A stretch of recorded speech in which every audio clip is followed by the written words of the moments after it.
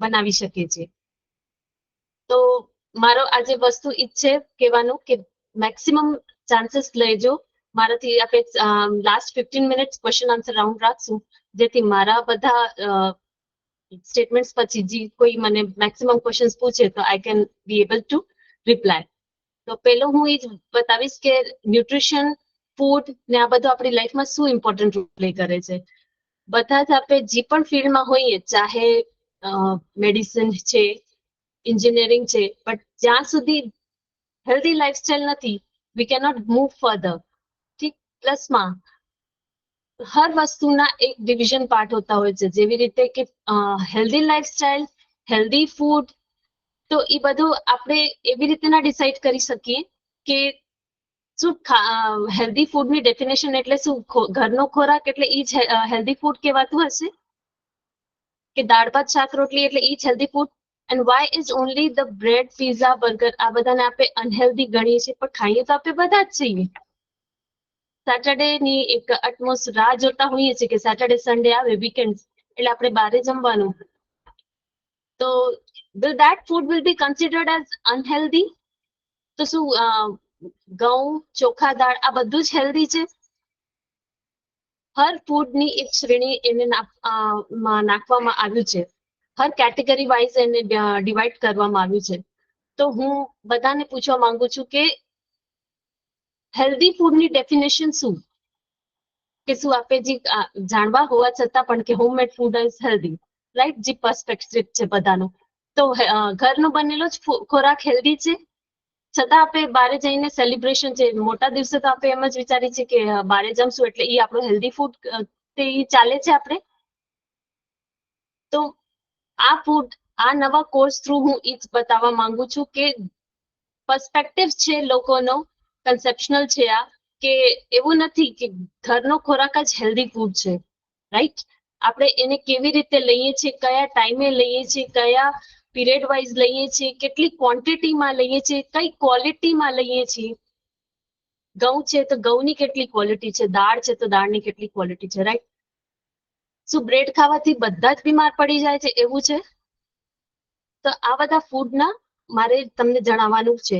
But આજે હું એક જનરલ એક ફૂડ મેડિસિન ને ફૂડ ને હેલ્ધી ન્યુટ્રિશનના વિશે જે હેલ્થ ટોક કરું છું, એમાં ખાલી એ જણાવવા માંગુ છું કે ન્યુટ્રિશન, ડાયટ, ફૂડ, લાઈફસ્ટાઈલ બધી જ અલગ અલગ કેટેગરીમાં નાખી ને વન એન્ડ ધ મેઇન મોટો ઈ જ છે, how to leave healthy with all and with everything, consuming everything. But depend કરે છે આપણી લાઈફસ્ટાઈલ ઉપર, આપણા ટાઈમિંગ્સ ઉપર, when we take, what we take and how we take, એના ઉપર. જરૂરી નથી બ્રેડ ખાવાથી બધા જ માણસો જાડા થઈ જાય છે, જરૂરી નથી દાળ ભાત ખાવા વાળા પણ હેલ્ધી જ છે. કેટલા જણા સહેમત છો મારી આ વસ્તુથી, આ મારા વાતથી? ઘણા જ જણા એવા છે જે કે છે કે અમે તો દાળ ભાત શાક રોટલી ખાઈએ છીએ, હું તો બીજો કશું જ નથી ખાતો, રાઈટ? ખીચડી ખાવા વાળા પણ કેટલા જણા એવા છે જેને constipation, gas, acidity, hyper acidity આ બધીની તકલીફો છે. પણ ઘણા એવા લોકો છે, ઇન્ક્લુડિંગ મી, હું પણ બહારનો ખોરાક ખાઉં છું, ફેમિલી પાર્ટીઝ બધું થતું હોય છે, પણ we cannot avoid breads, we cannot avoid maida, we cannot avoid more oily foods એવી રીતે. But still I feel I am one of the healthy person and with all my family, કે મેં પણ મારી ફેમિલીમાં મારી લાઈફસ્ટાઈલ એવી જ રાખી છે જેથી અમે બધું ખાવા છતાં પણ we all are living a very good and healthy lifestyle. અને મારા સંપર્કમાં આવેલા જેને હું આ ન્યુટ્રિશનનો ગાઈડન્સ આપી શકી છું, મારા પેશન્ટ્સને, તો અમે વી ઓલ આર લાઈક કે બધું જ ખાઈએ છીએ but still we are very healthy, અમને કોઈ એવી તકલીફો નથી. એ જ જાગૃતતા માટે આપણી યુનિવર્સિટી થ્રુ મને આ ચાન્સ મળ્યો છે કે આપણે આ નવો કોર્સ લોન્ચ કરીએ, કે જેમાં what is food, what is healthy food, what is nutrients, what is diet. ડાયટને લઈને જે ખોટા પર્સપેક્ટિવ્સ છે બધાને, કે ડાયટ એટલે ટોટલ આ ના ખાવો, બધો વસ્તુ માઇનસ કરવી, ડિડક્ટ કરવો આપણા લાઈફમાંથી, આપણા ફૂડ સ્ટાઇલમાંથી, કે more of the maida, more of the sugar, more of the salt. But એમ કહું કે જ્યારે આપણે બીમાર પડીએ છીએ ત્યારે આપણે ગ્લુકોઝના જ બાટલા ચડાવવામાં આવે છે, right? still why do we find it compulsion કે to deduct sugar? આપણે અજાણ્યામાં કેટલા બધા એવા કામ કરીએ છીએ કે જે આપણે નથી ખ્યાલ હોતા કે ભાઈ આપણે શુગર જેટલી બોડીને જરૂરત છે એટલી તો છે જ, but people run behind like oh sugar intake ના થવો જોઈએ, તો they start deducting sugar from their daily life food lifestyle, right? જે અજાણ્ય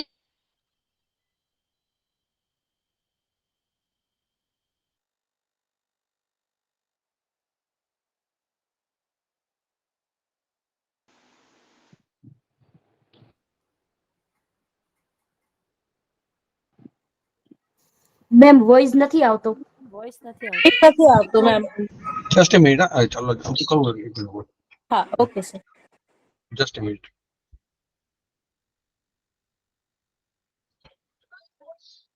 આઈ થિંક ટેકનિકલ પ્રોબ્લેમ છે, 2 મિનિટમાં રિજોઇન કરીને ચાલુ કરીશ. ઓકે. હા ચિરાગ, ઓડિબલ. એટલે દસ હેલ્ધી લાઇફસ્ટાઇલમાં આ બધું જ ઇન્ક્લુડેડ છે. હમણાં એક નવો કોન્સેપ્ટ હાલી નીકળ્યો છે, cut off 3 white things from your daily food lifestyle. The 3 white food, right? Meda, sugar and salt. તો હું એમ પૂછું છું બધાને, મારો પ્રશ્ન છે, શું શુગર કટ ઓફ કરવાથી તમે બધા જ હેલ્ધી થઈ જશો? નો મેમ. નો. સોડિયમ આપણી બોડીમાંથી નીકળી જશે તો આપણે બધા હેલ્ધી થઈ જશું? ના. નો મેમ. આ બધા જ માટે બધા જ ફૂડ લાગુ નથી પડતા. ખીચડી એક બહુ જ સારો ખોરાક કહેવાય છે, છતાં ખીચડી એક એવો ખોરાક પણ છે જે હર કોઈને પચતું નથી, રાઈટ? એ ગેસ, કોન્સ્ટિપેશન, હાઇપર એસિડિટી નો પણ એને ખાવાથી ઘણા લોકોને ભોગ બને છે. એટલે આ ફૂડ ન્યુટ્રિશન એન્ડ ડાયટેટિક્સ આ વિષય એવો છે જેનાથી હર એક વ્યક્તિને એના બોડીના મેટાબોલિઝમ દ્વારા જાણ કરવામાં આવે છે કે તમારી લાઈફમાં તમારા એજ પ્રમાણે તમારી બોડીના મેટાબોલિઝમ, વોટ ઇઝ મેટાબોલિઝમ, હું વારી ઘડી આ વર્ડ યુઝ કરું છું, તો મેટાબોલિઝમ એક નાનું વસ્તુ તમને ખાલી એટલો જાણ કરું કે કોઈ પણ આપણે ફૂડ લઈએ, ફૂડને એનર્જીમાં કન્વર્ટ કરવાની ક્ષમતાને મેટાબોલિઝમ કહેવામાં આવે છે. તો જ્યારે એ હર પર્સન ટુ પર્સન વેરી કરે છે. જરૂરી નથી મને આપણે બધા ચા તો પીએ છીએ, રાઈટ? મને બે ચમચી શુગરમાં વાળી ચા મને ભાવે છે. ઘણા એવા છે જેને સાવ મોળી ખપે છે, ઘણા એવા છે જેને 2 ની જગ્યાએ 3 ચમચી ખપે છે. તો ચા તો ઈ જ છે, બટ બધાનું શુગર ઇન્ટેક એના ટેસ્ટ પ્રમાણે હાલે છે, રાઈટ? તો એવી જ રીતે બધાનું મેટાબોલિઝમ પણ વેરી કરે છે, તો ફૂડ લાઈફસ્ટાઈલ પણ એવી જ રીતે વેરી કરે છે. હર પર્સન ટુ પર્સન એમની એજ પ્રમાણે પણ એ વસ્તુ કામ કરે છે. ઠીક, ઘણાને ખૂબ, જેમ અત્યારે ગરમીનો હું દાખલો આપું, એક્ઝામ્પલ, તો ગરમી ઘણી છે પણ બધાને એક પ્રમાણની ગરમી નહીં લાગતી હોય, રાઈટ? શિયાળામાં પણ ઈ જ થતું હોય. તો શું ફૂડ, ઈ જ વસ્તુ બતાવવાનો મારો પ્રયાસ છે કે ફૂડ પણ આવી જ રીતે કામ કરે છે. દરેક ફૂડ દરેક વ્યક્તિ માટે નથી, દરેક ફૂડની ક્વોન્ટિટી દરેક વ્યક્તિ માટે નથી. નાના બાળકો બહુ મજાથી ક્રીમ વાળા બિસ્કિટ્સ ખાઈ લેતા હોય, ભલે આપણે એમને ના પાડતા હોઈએ, બટ એમની લાઈફસ્ટાઈલ એવી છે, એનો મેટાબોલિઝમ એટલો બૂસ્ટેડ છે કે ઈ વાળું મેદા પણ ઈ પચાવી જાય છે. શું યોગ્ય છે આપણે પણ એવી રીતે ઈ આખો એક પેકેટ ક્રીમ બિસ્કિટ નું ખાઈને આપણે પણ પચાવી લેશું? નહીં. નહીં. છે ને? તો it depends upon again the metabolism on all your gut health. Gut health એટલે આપણો ડાયજેસ્ટિવ હેલ્થ માટે વસ્તુ છે આ. તો મારી ઈ જ ઝુંબેશ છે થ્રુ યુનિવર્સિટી કે મેક્સિમમ હું આ વસ્તુનું તમને બધાને નોલેજ આપી શકું, અને let's hope for the best કે મને કેવી રીતે આમાં ચાન્સ મળી રહ્યો છે. So will start a new course and we'll move proceed towards how nutrition, food and diet helps in our daily life. Thank you so much all.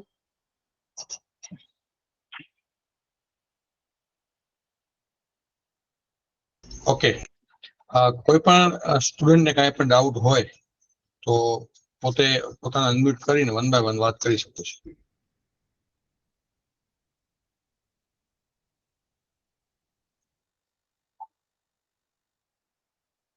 Yes, Vishwajitsinh Chudasama, unmute કરો પોતાને.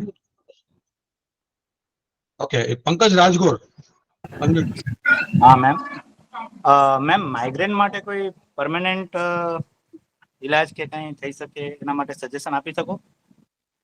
શ્યોર, બટ પંકજજી હું એમ જ કહીશ, વરી એ જ વસ્તુ લાગુ પડે છે તમારી એજ અને તમારી લાઈફસ્ટાઈલ કેવી છે, ડેલી લાઈફસ્ટાઈલ કેવી છે, તમારો ઉઠવા બેસવાથી લઈને તમારો રાત તમારી કેટલા વાગે પડે છે. જે આપણે નાના બાળકોને કહીએ કે વહેલો સુવે, બધા વહેલા સુઈ જાય, early to bed and early to rise વાળી જે વસ્તુ છે એ હર કોઈને લાગુ પડે છે. એકચ્યુઅલી લાઈફસ્ટાઈલ ડિસ્ટર્બ છે એટલે મેક્સિમમ લોકો માઇગ્રેન જેવી વસ્તુના ભોગ બને છે.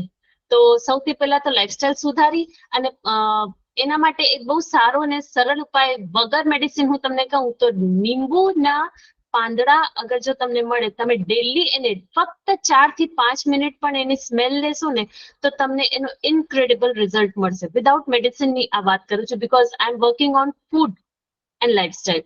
તો ફૂડ ને નેચરલ વસ્તુઓથી, પાંદડાઓથી આપણે કેવી રીતે શું વસ્તુ કેટલી બધી ડિઝીઝીસને આપણે ક્યોર કરી શકીએ છીએ કે એનામાંથી જલ્દીથી જલ્દી આપણે બહાર આવી શકીએ છીએ. તો યા, લીંબુના પાંદડા is one of the best thing you can get out of this migraine.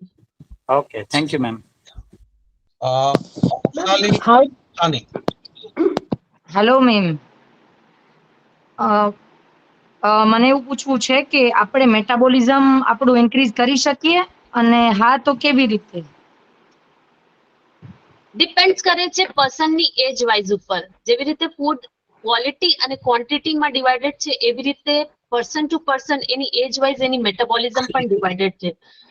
20 up to 18, up to 25, up to 45 અને પછી ફર્ધર. તો તમારી એજ શું છે? હા, obviously it can be increased, but તમને તમારી લાઈફસ્ટાઈલમાં ડ્રાસ્ટિક ચેન્જ લાવવો પડશે. લાઈક અમુક નિયમોનું પાલન કરવું પડે આપણે, કે અમુક ફૂડ્સ છે જે હું ટોટલી નહીં લઉં, ઠીક, bit of daily workout તમારે એક એને નિયમમાં બનાવવું પડે. અત્યારે આપણે એટલા બિઝી હોઈએ છીએ, મને એવું લાગે છે તમે આજે આખા દિવસમાં જમવાની હું આજે તમારી કામ કરવા પછી તમે રાતના વિચારજો, તમે આખા દિવસ 3 વાર પૂરતું શ્વાસ ત્યારે ભર્યું, રાઈટ? તો જ્યારે તમે 3 વાર પણ આખા દિવસમાં પૂરતું શ્વાસ ભરીને ઇન્હેલેશન ને એક્ઝેલેશન કરો છો ને, તો that is the beginning of how to boost your metabolism. So varies કરે છે person to person and age wise. And yes, it can be done. Okay ma'am, thank you. Yeah Nisha Kalyani.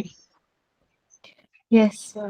मेरा भी यही क्वेश्चन था ma'am, how to boost metabolism by eating healthy, how what we can eat so that we can boost our metabolism? You can eat anything, Nisha. It's all depends upon how you are eating and when you are eating, right? હું કહું And the quantity. Then how your lifestyle is. If it is like if you're eating your dinner by 10:30, when you are expected to have a good sleep? After 12, 1:30, is it like that? Around 12, ma'am. Yes. है ना? So એક નાનકડો question પૂછું જી બધાને જો ખ્યાલ પડશે. Metabolism ના ક્વેશ્ચન આવે છે તો એક વસ્તુ તમને એક એક્ઝામ્પલ થ્રુ સમજાવવાનો પ્રયાસ કરું છું. જ્યારે આપણે મેક્સિમમ અહીંયા ગૃહિણી કે લેડીઝ છોકરીઓ દીકરીઓ છે આપણી, આપણે કપડાં ધોતા હોઈએ છીએ, કપડાં ધોવા પછી એને ક્યારે સુકાવવામાં આવે છે? સવારના તડકામાં કે સાંજના તડકામાં? સવારના તડકામાં. ત્યારે કે અત્યારે તો આટલા ભર ઉનાળામાં સાંજે 7 વાગે પણ તડકો તો એવો જ હોય છે કે નહીં? છતાં આપણે શું કામ સવારના તડકામાં કપડાં સુકાવીએ છીએ? આટલો તડકો હોય, જલ્દી સુકાઈ જાય અને કપડા ખરાબ પણ ના થાય. એક્ઝેક્ટલી ઈ જ વસ્તુ આપણી બોડી પણ ઈ જ કામ કરે છે. ઉગતા દિવસે આપણી બોડીનું મેટાબોલિઝમ રેસ થાય છે. તો તમે ગમે તે જાતનો ગમે તે ક્વોન્ટિટીમાં પણ માની લો તમને એમ લાગે કે મારો બ્રેકફાસ્ટ સ્કીપ થયો કે લંચ સ્કીપ થયો, તમે એવી રીતે તમારો ફૂડનો ઇન્ટેક કરો છો તો તમારો મેટાબોલિઝમ ઈ દરમિયાન ઈ ટાઈમ પ્રમાણે એટલો બધો એનો રેશિયો ઉપર હોય છે, જેથી તમારી મેટાબોલિઝમ પણ રેટ હાઈ હોય છે, તમારી ફૂડને પચાવવાની ક્ષમતા પણ સારી હોય છે અને ફૂડને એનર્જીમાં કન્વર્ટ કરવાની પણ ક્ષમતા વધેલી હોય છે. જ્યારે કે ઈ જ કપડાં જો આપણે સાંજના ઢળતા તડકામાં સુકાવી છે ને, તો એવા ઈ ટાઈમે ઈ દરમિયાન ઈ કપડાને ઈ તાપ નહીં લાગે, જેથી એનામાંથી એ સુકાઈ તો જશે બટ એને ઈ કડક પણ નહીં મળે, એનામાંથી ઈ અમુક એની સ્મેલ જાય કે ન જાય. તો સેમ ઈ જ થાય છે, ઢળતા સૂરજે જેમ તડકો નમતો થઈ જાય છે, તો જેમ દિવસ પૂરો થાય છે એ દરમિયાન આપણી બોડીનો પણ મેટાબોલિઝમ ડાઉન થતો જાય છે. એટલે તમે ઘણી વાર વિચારશો કે ખાલી ખીચડી ખાઈશ કે ખાલી 2 રોટલી ખાઈ લઉં તો એ તમારી બોડીને એવો લાગવાનો નથી. તો ડિપેન્ડ, એવી રીતે એ વસ્તુ કામ કરે છે. ओके, अब प्रांशु सिंह। जी मैडम नमस्कार। मैडम वर्तमान में एक बड़ी गंभीर समस्या है पेट का निकलना, तो थोड़ा इसको कंट्रोल में करने का उपाय कुछ बताइए। प्रांशु जी, इसका 30% जो रेशियो डिवाइड होता है फूड और वर्कआउट में, मैं 30% आपके लिए रिकमेंड वही करूंगी कि आपको आधा तो वर्कआउट पे भी ध्यान देना पड़ेगा, क्योंकि दिन भर खा पी के सिर्फ हम बैठ जाएंगे तो वो खाना वहीं स्टोर हो जाना है, उसको भी काम करने के लिए, उसको भी पचाने के लिए, और पेट जो ना निकले उसके लिए तुमको वर्कआउट तो करना ही पड़ेगा। फूड में कुछ ऐड कर सकते हैं जिसकी वजह से ना निकले, थोड़ा कम हो? फूड में वो डिपेंड करता है प्रांशु जी, आपकी लाइफस्टाइल में आप किस तरीके का फूड खाते हैं। आप एक बार खुद अपनी बॉडी का एनालिसिस कीजिए कि आप बाहर का फूड इंटेक कर रहे हैं। नहीं, बाहर का कुछ भी नहीं है, सब घर का ही खुद का बना के ही खाते हैं मैडम, तो भी इशू रहता है थोड़ा। 100% में से फूड और वर्कआउट डिवाइडेड है। 70% फूड काम करता है और 30% वर्कआउट। तो मैं आपके लिए तो वही रिकमेंड करूंगी कि प्लीज आप 30% पे अभी ध्यान देंगे तो ये आपकी प्रॉब्लम जल्दी से जल्दी सॉल्व हो जाएगी। जी मैडम, धन्यवाद। ट्विंकल, समथिंग ट्विंकल लिखा है। જી મેમ, બોલો. મારો એ પ્રશ્ન છે કે અત્યારથી જ નાની ઉંમરથી જ એસિડિટી થઈ જતી હોય છે, તો એનો કાંઈ ઉપાય? એટલે તમે કઈ એજ ગ્રુપ વાળાની વાત કરો છો ટ્વિંકલ, જણાવશો? 24, 23. 24-23 એજ વાળા માટે હું તમને અગર આ પ્રશ્ન પૂછું તો તમે મને આનો પહેલા એક જવાબ આપશો કે તમે તમારા ફ્રેન્ડ સર્કલ સાથે કેટલી બધી વાર બહાર જાઓ છો, તો તમે આખા મહિનામાં એક મને એનાલિસિસ કરીને બતાવશો તમે કેટલું બહારનો ફૂડ ખાધો, જેમાં વેફર્સ, બ્રેડ, સેન્ડવિચીસ એવું કાંઈ આવે છે? એટલે હું એ રીતના કહું છું કે જ્યારે હું હોસ્ટેલમાં હતી તો ત્યારે મને વધારે એસિડિટી થાય છે અને ઘરે હોઉં છું તો સેજ પણ નથી થતી, તો એ રીતના હું પૂછું છું. અને હોસ્ટેલમાં બારે જવાનું થતું પણ બહુ રેર, એટલું બધું નહીં. ઓકે, આમાં શું થતું હોય છે ટ્વિંકલ કે ઘરના ફૂડમાં એવું થતું હોય કે એક તો હાઇજીન નો સૌથી મોટો પ્રશ્ન છે એ સોલ્વ થઈ જતો હોય છે, રાઈટ? પ્લસ ઘરમાં આપણે ઓપ્શન્સ મળતા હોય કે મારું ભાવતું ગમતું એ બધું થતું હોય. આપણી મૂડ સ્વિંગ્સ પ્રમાણે પણ આપણે ખોરાકનો ઇન્ટેક કરતા હોઈએ છીએ, રાઈટ? કે આજે મારે આ ઈચ્છા નથી, કે આજે મારે લાઇટ ખાવું છે, આજે મને નથી. જ્યારે તમે હોસ્ટેલમાં હો છો તો તમારા ઉપર એક કમ્પલ્શનનો આવી જાય છે કે ભાઈ તમને આટલો તો લેવાનો છે, આ ટાઈમે જ લેવાનો છે, ચાહે તમારી તબિયત ઠીક હોય કે ના હોય. આટલા વાગે બ્રેકફાસ્ટ છે, આટલા વાગે લંચ છે. તો ઘણીવાર આપણી બોડીના ટેમ્પરેચર અનુકૂળ હોય કે ના હોય આપણે છતાંય લઈ લઈએ છીએ. એટલે બોડી રેડી નથી વસ્તુ લેવા માટે, તમારું ગટ હેલ્થ રેડી નથી એ ફૂડને પચાવવા માટે, છતાં એ ફૂડ લઈ લેવા પછી તો આપણે એસિડિટીના ભોગ તો બનવાના જ છીએ. ઇવન બહાર બી ક્યાંય ગયા હોય ને તો બી એવું જ થાય છે. એ પછી worry again I will come back to the lifestyle. આપણી લાઈફસ્ટાઈલ થઈ ગઈ છે, આપણો ખોરાક એવો થઈ ગયો છે, આપણે વધુ પૂરતો પછી જાગવો, ઉઠવો, સુવો. તો લાઈફસ્ટાઈલ સૌથી મેજર ઇમ્પોર્ટન્ટ રોલ પ્લે કરે છે, રાઈટ? તમે એક એનો મેઇન ઉપાય કાંઈક કે એનાથી કાંઈક થોડુંક દૂર થઈ શકે? હા, અને તમે અગર એક સિમ્પલ વસ્તુ કઈ પાણી વધુ પીવો જોઈએ, આપણે બધાને ખ્યાલ છે, બટ આપણે બધા એનાલિસિસ કરશું ને તો આપણે આખા દિવસમાં 3 લીટર જેવું પાણી શું પી શકીએ છીએ આવા ભર ઉનાળામાં પણ? બસ, તો that's all is your answer. તમે 3 લીટર પાણી પીઓ જેથી મેક્સિમમ તમારી ગટ હેલ્થ હેલ્ધી રહે, પેટમાં ઠંડક રહે, જેથી તમારા ફૂડ તમે એક લિમિટેડ ક્વોન્ટિટીમાં પણ લઈ શકશો, અંધાર્યો ફૂડ નહીં ખવાય અને હાઇપર એસિડિટીના ભોગ તમે નહીં બનો. Keep yourself hydrated. Thank you. Sangi Sorathiya. Hello ma'am. Hello. હા સંગીત. મેમ મારે પૂછવાનું છે કે આપણે ડેઈલી કમસે કમ અડધા કલાકનો એક્સરસાઇઝ વર્કઆઉટ કરતા હોઈએ છીએ, એના પછી શું ડેઈલી પલાળેલા મગ કે ફણગાવેલા મગ, ચણા એ બધું ડેઈલી ખાવું યોગ્ય છે કે પ્રોટીનનું ઇન્ટેક વધુ થઈ જાય? સંગીતજી, હું પહેલા તમારા પ્રશ્નનો જરૂરથી જવાબ આપીશ, પણ પહેલા તમને એ પ્રશ્ન પૂછીશ કે તમે કોઈના અંડર પ્રિસ્ક્રિપ્શન ફણગાવેલા મગ અને આ બધું સ્પ્રાઉટ્સ છે કે બાફેલા મગ છે કે high amount of protein, less amount of protein, તમે અંડર કોઈના પ્રિસ્ક્રિપ્શન લો છો કે સાંભળેલી વાત છે એટલે મારે પણ એમ કરવું છે ઈ પ્રમાણે હાલો છો? ના, હું અંડર પ્રિસ્ક્રિપ્શન તો નથી લેતી, બટ હું ડેઈલી અડધા કલાકનું એક્સરસાઇઝ કરું છું અને ડેઈલી મોર્નિંગ વોક કરું છું. એટલા માટે હું થોડું લઉં છું, એક પ્લેટમાં થોડું લઉં છું એનર્જી માટે. અને મારું ફિલ્ડ લો નું છે, મારે ફિલ્ડમાં જવું પડતું હોય. હું એઝ અ એડવોકેટ મારે ક્યારે બી જમવાનું કે મારે ઘણી બધી વખત મિસ થઈ જતું, સ્કીપ થઈ જતું હોય છે. તો એના માટે એનર્જી રહે એના માટે બી હું મારી રીતે આ રીતે પ્રોટીન યુક્ત ખોરાક લેતી હોઉં છું. બહુ સારી વાત. અને હું પલાળેલા ડ્રાય ફ્રૂટ્સ બી પલાળેલા જ લેતી હોઉં છું, પણ ડેઈલી લેવું પ્રોપર રહેશે? ડિપેન્ડ કરે સંગીતજી કે તમે તમારો સૌથી પહેલા તો એ જ કહીશ કે પ્રિસ્ક્રાઇબ કરેલું નથી ને, એટલે હું આમાં 100% તમને ના, નથી મેમ, નથી પ્રિસ્ક્રાઇબ કરેલું. હા, કારણ કે પ્રિસ્ક્રિપ્શન એટલું બધું જરૂરી છે. ધારી લો કે તમને તાવ આવ્યો, તમે શું રોજ એક બ્રુફેન કે અત્યારે જે કોરોના ટાઈમમાં આવી હતી ડોલો, બધા અત્યારે શું ડોલો હજી બી ચાલુ છે કે તાવ આવે છે, શરદી ઉધરસ જેવું થાય છે, ટેમ્પરેચરમાં ફ્લક્ચ્યુએશન છે, શું બધા ડોલો ખાય છે આજે પણ? ના, નથી ખાતા. હવે અત્યારે આપણે શું એક ન્યુટ્રલ લાઈફમાં આવી ગયા કે ના ચલો પેરાસિટામોલ ખાઈ લઈએ, પણ હું એમ કહું તમને તાવ આવ્યો, તમે પેરાસિટામોલ ખાધી, તમને ખ્યાલ હતો, જેના માટે તમને કોઈ પર્ટિક્યુલર એમડી પાસે ન જવું પડ્યું, રાઈટ? તમે પેરાસિટામોલ ખાધી, બટ અગેન 3-4 કલાક પછી તમને વરી તાવ આવે તો તમે શું કરશો? તો તમે વરીથી પેરાસિટામોલ ખાશો? નો મેમ, એના ટાઈમ ડ્યુરેશનમાં જ ખાવી પડશે.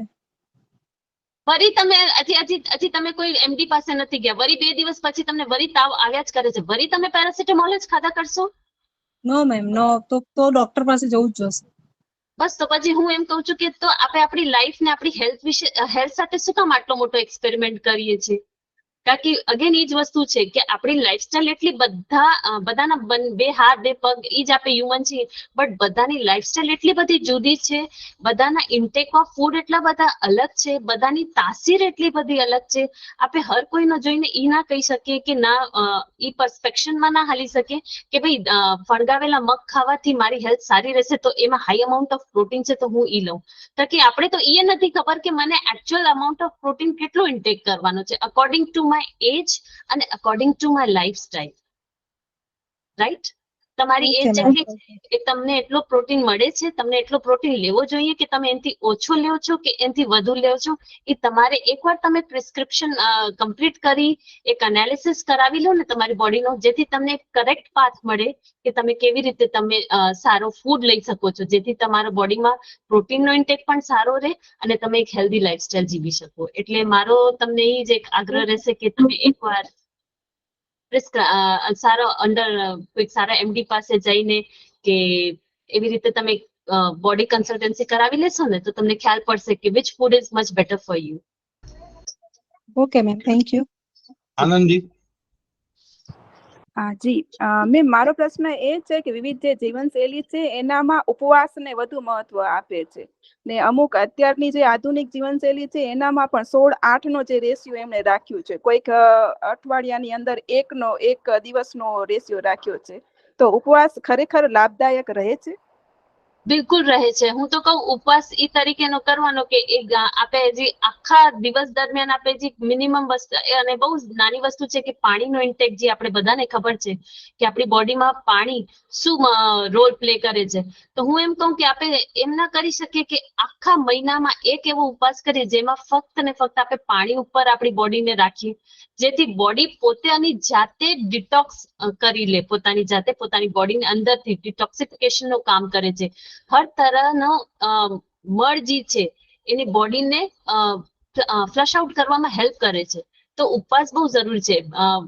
આપણા ઘણા વર્ષો પહેલાથી જ આ બધી વસ્તુ, આ પ્રથા હાલી આવી છે કે ઉપવાસ કરવું એટલે એક જાતની ધાર્મિક પ્રવૃત્તિ પણ છે, બટ હેલ્થ વિશે અગર એને જો જોડવામાં આવે છે તો ઉપવાસ કરવાથી યસ આપણા બોડીના ઓર્ગન્સને એક દિવસનો રેસ્ટ મળે છે, એક દિવસનો બોડીને ડિટોક્સિફિકેશન મળે છે, એટલે બોડીના દરેક અવયવને એટલો સફિશિયન્ટ ટાઈમ મળે છે કે એ વાપસ એની ગતિએ ચાલીને આપણે ફરી તમામ પ્રકારના જેટલા પણ ફૂડ ઇન્ટેક કરીએ છીએ એને પચાવવામાં ને સારો રોલ પ્લે કરે. એટલે હા, ઉપવાસ મહિનામાં એક વાર જરૂરી છે.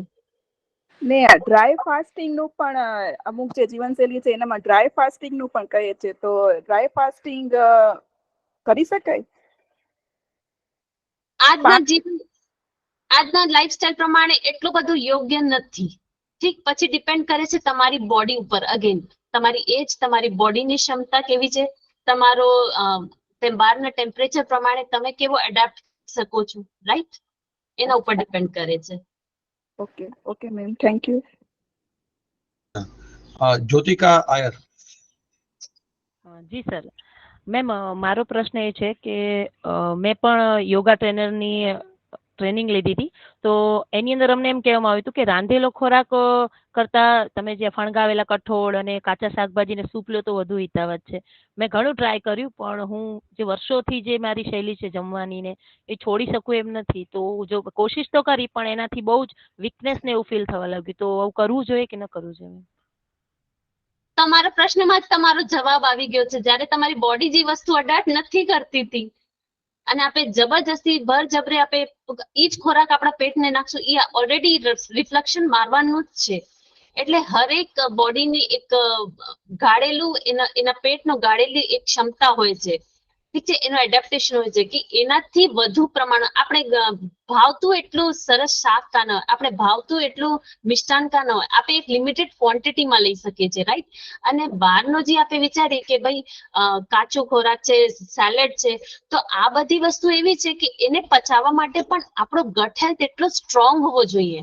આજે કાકડી છે, બધા હું જે આ સેલેડ ની વાત કરું કે કાકડી છે, કેપ્સિકમ છે, બીટ છે, તમે ટમેટા ખાઓ, બટ એ બધી રો ફૂડ એવા છે કે એને તમારે પચાવવા માટે પણ તમારી લાઈફસ્ટાઈલ એવી હોવી જોઈએ, તમે એટલો વર્કઆઉટ પણ કરતા હોવા જોઈએ, રાઈટ? પ્લસમાં તમારી એજ જે સૌથી મોટો રોલ પ્લે કરે છે.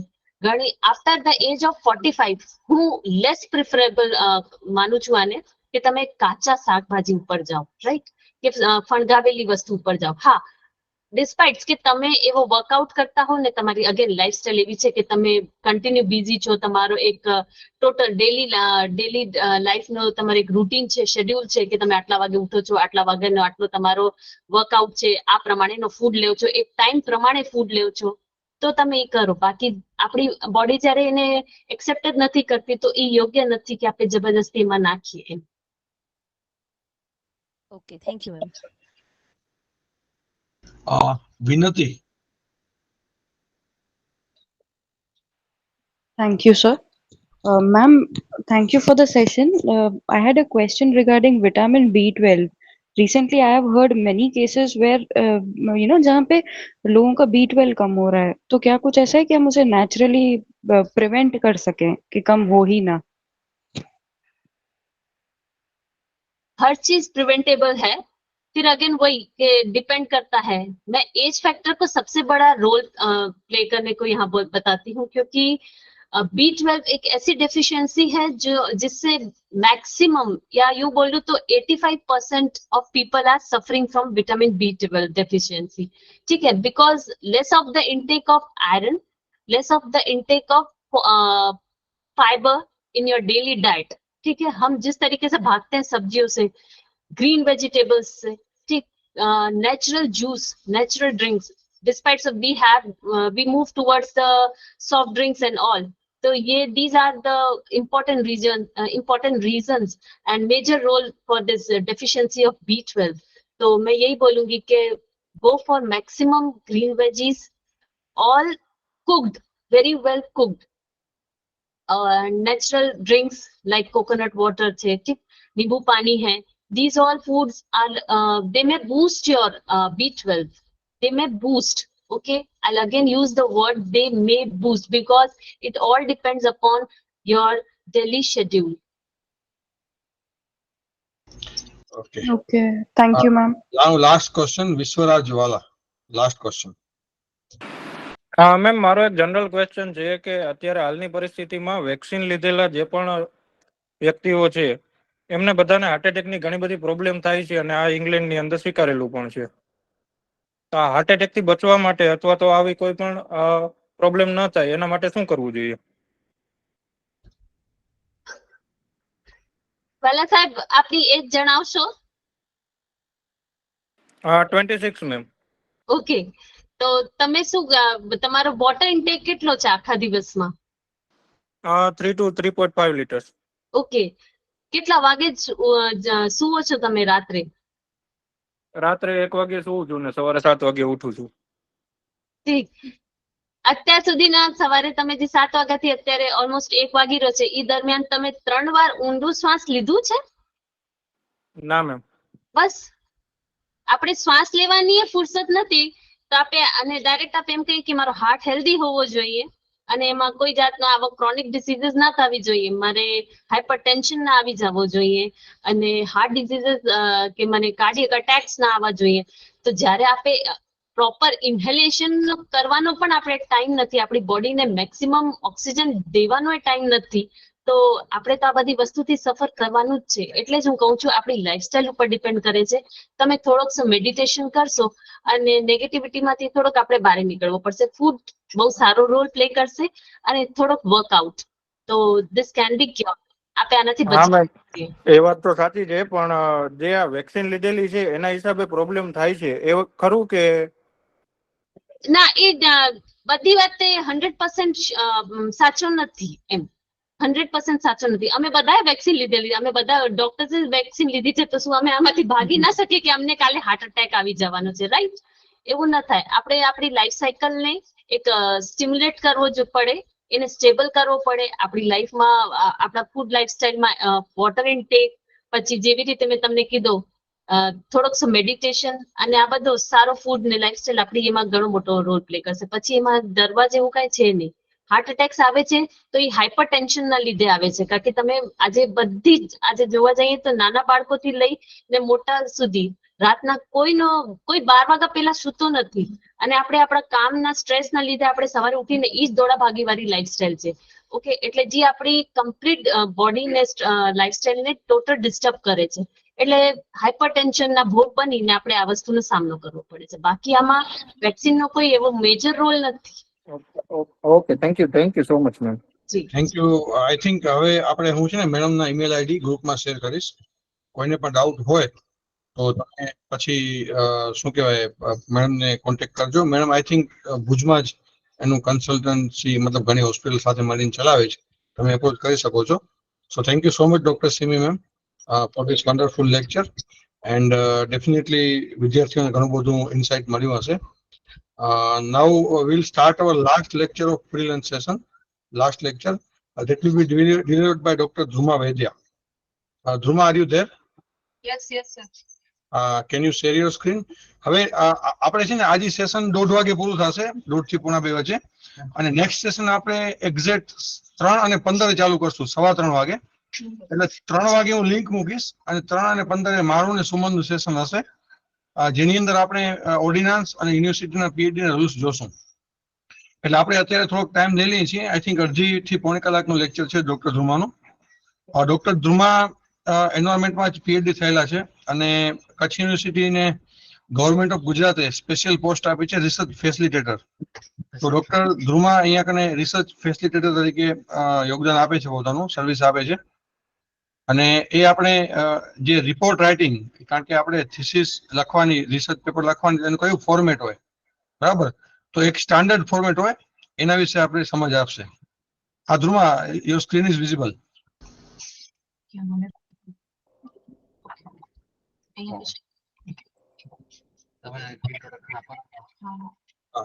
ફૂલ સ્ક્રીન કરી નાખજો.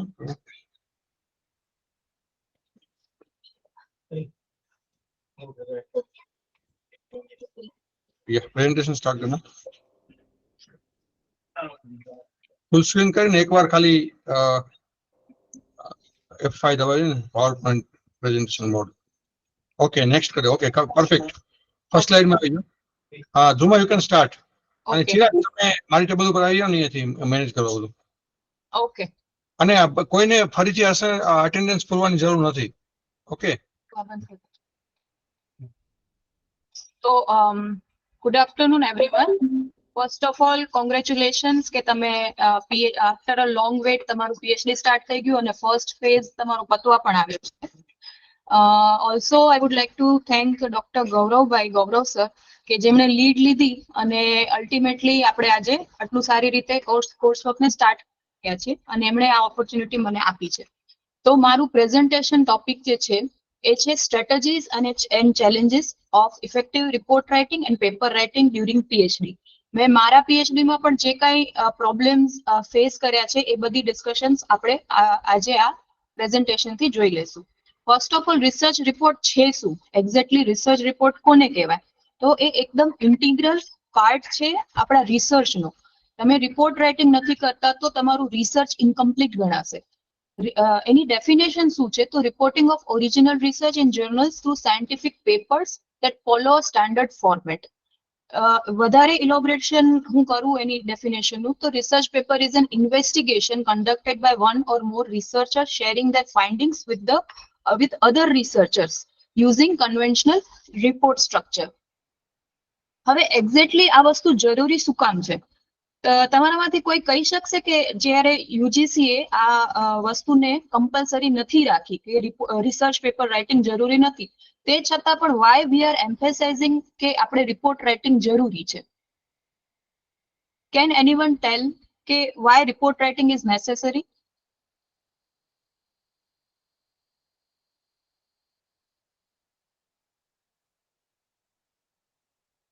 For the documentation. Exactly, for the documentation.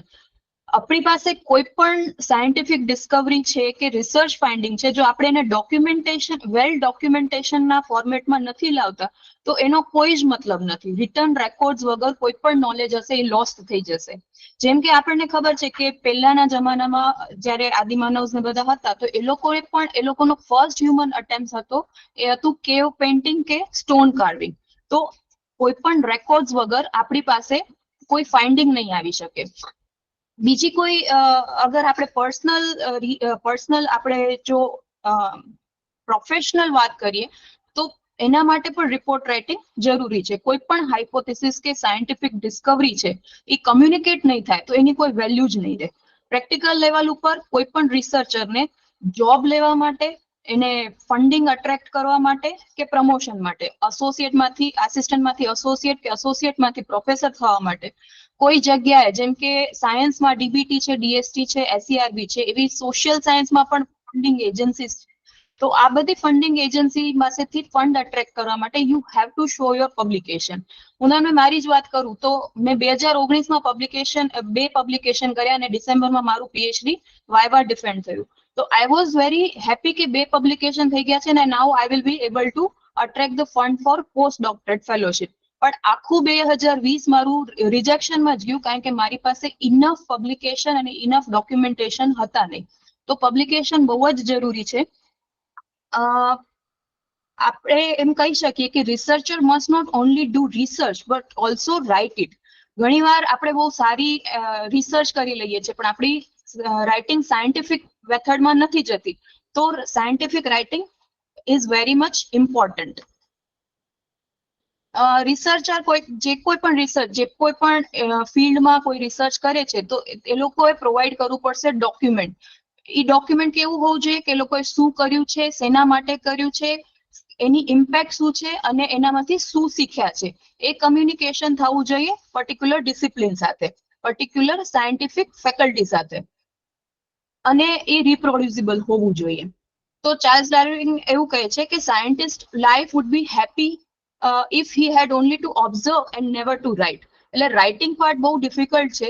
Writing ન કરવું પડે તો બહુ સારું થાય, પણ રાઇટિંગ વગર આપણે ડોક્યુમેન્ટેશન નહીં કરી શકીએ અને ઇનફ આપણે ડેટા પ્રોડ્યુસ નહીં કરી શકીએ. તો પહેલાના જમાનામાં જ્યારે સાયન્ટિસ્ટ પબ્લિકેશન કરતા હતા તો એ લોકો પેનથી લખતા, પેપરથી લખતા, ટાઈપરાઇટરથી લખતા અને એ લોકો સાયન્ટિફિક ફોટોગ્રાફ પ્રોડ્યુસ કરી અને એ બધા સેવરલ કોપીઝ ઓફ મેન્યુસ્ક્રિપ્ટ એ લોકો મેલ કરતા પર્ટિક્યુલર જર્નલ્સને. એ જર્નલ્સ અગેન રેફરીને મોકલતા અને એ લોકોના કમેન્ટ્સ ઓથરને પાછા શેર કરતા.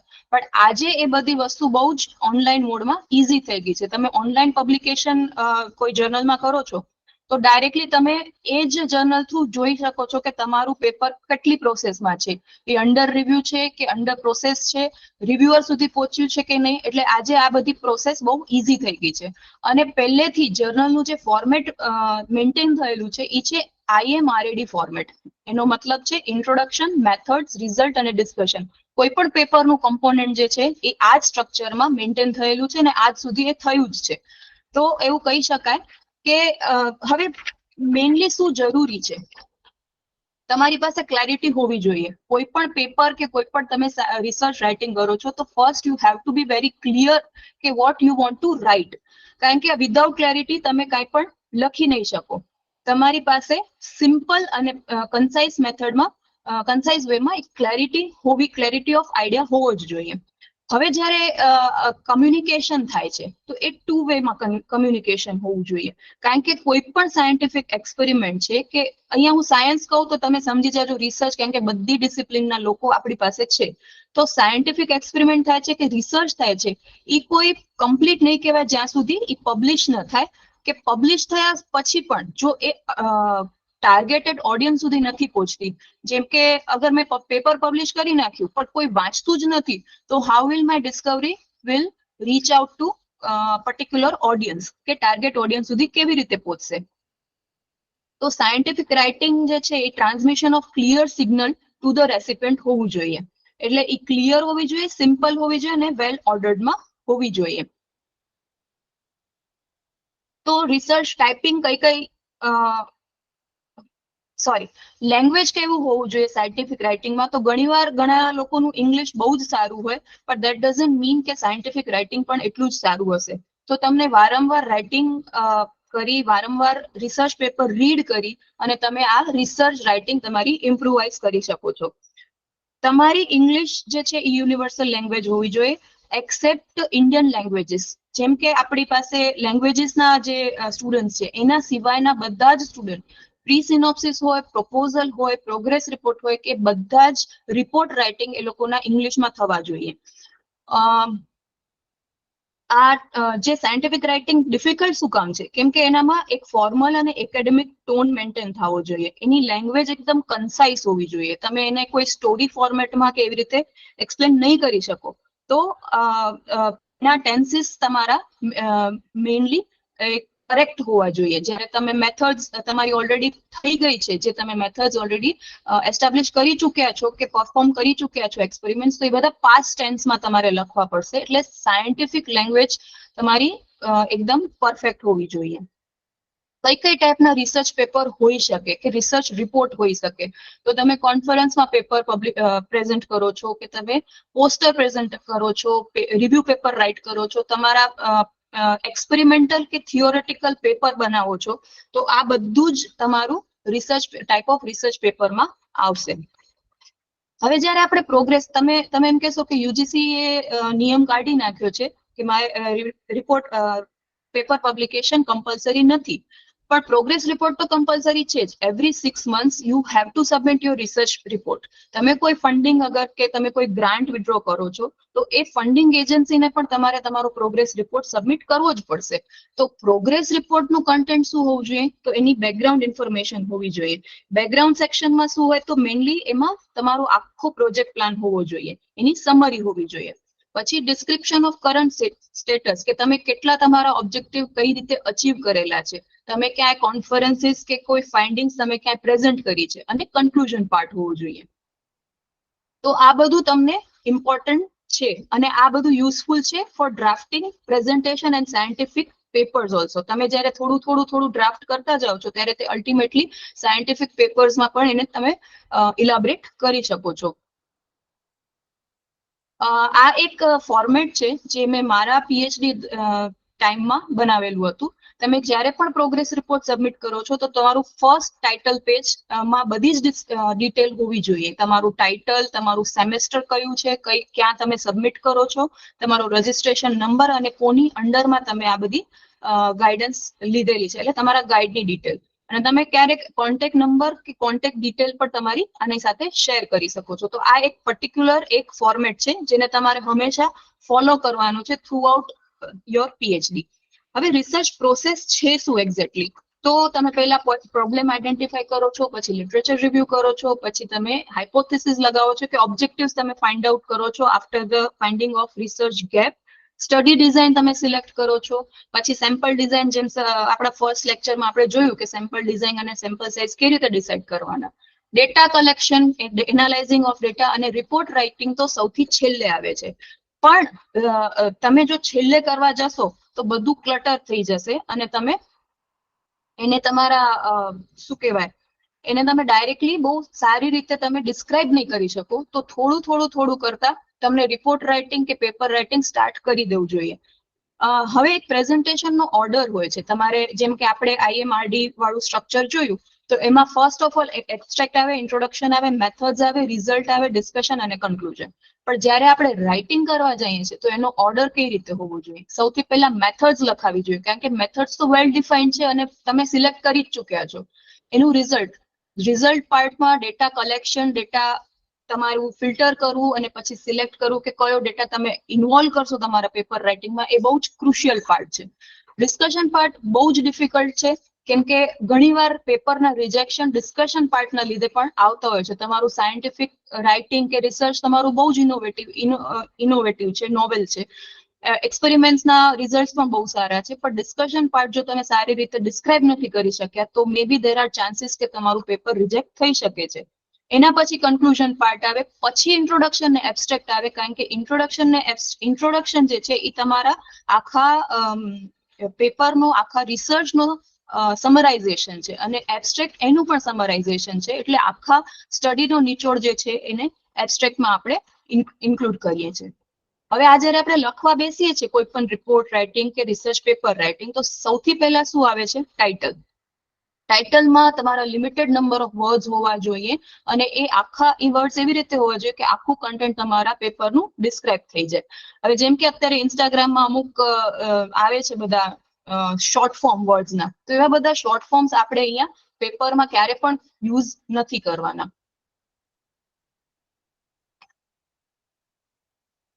એ એકદમ શોર્ટ હોવું જોઈએ અને એસેન્શિયલ કીવર્ડ્સ એમાં ઇન્ક્લુડેડ હોવા જોઈએ.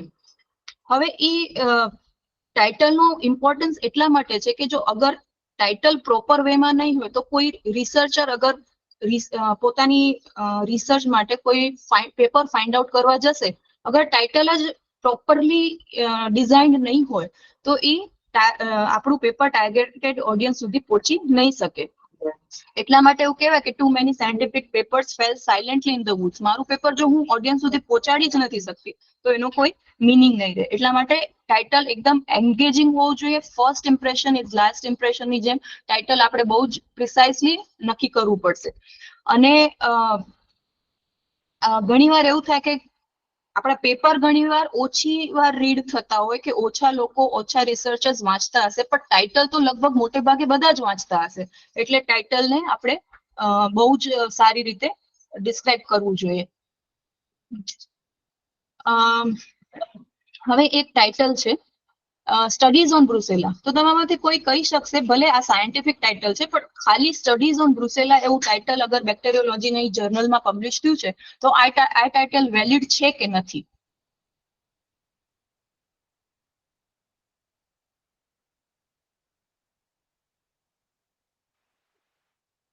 કોઈ છે?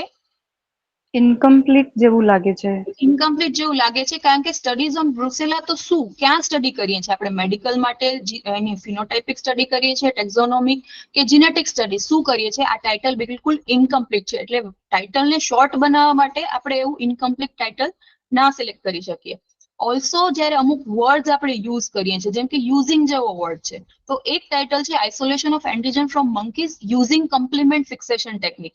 તો એમાં એવું લાગે છે કે જાણે મંકી યુઝ કરે છે આ complement fixation technique. So monkeys are that clever કે they are using this technique. એવી જ રીતે બેક્ટેરિયા, તો characterization of bacteria causing mastitis by gas liquid chromatography. તો એમાં એવું લાગે છે કે યુઝિંગ વર્ડ જે યુઝ થયો કે કોઝિંગ વર્ડ યુઝ થયો છે બાય ગેસ લિક્વિડ ક્રોમેટોગ્રાફી. તો bacteria R capable of using this technique. એટલે ટાઇટલનું સિલેક્શન અને એની એની વર્ડ ફોર્મેશન છે એ બહુ જ ઇમ્પોર્ટન્ટ છે. હવે બીજું એક એક્ઝામ્પલ લઈએ કે action of antibiotics on bacteria. એટલે એ બહુ જનરલાઇઝ ટાઇટલ થઈ ગયું છે કે એક્શન ઓફ એન્ટીબાયોટિક્સ તો કયા એન્ટીબાયોટિક્સ, ઓન બેક્ટેરિયા તો કયા બેક્ટેરિયા. એટલે એ બધા ટાઇટલ તમારા બહુ જસ્ટિફાઈ નથી થઈ શકતા. તો ટાઇટલ સિલેક્શન એટલા માટે બહુ જ જરૂરી છે.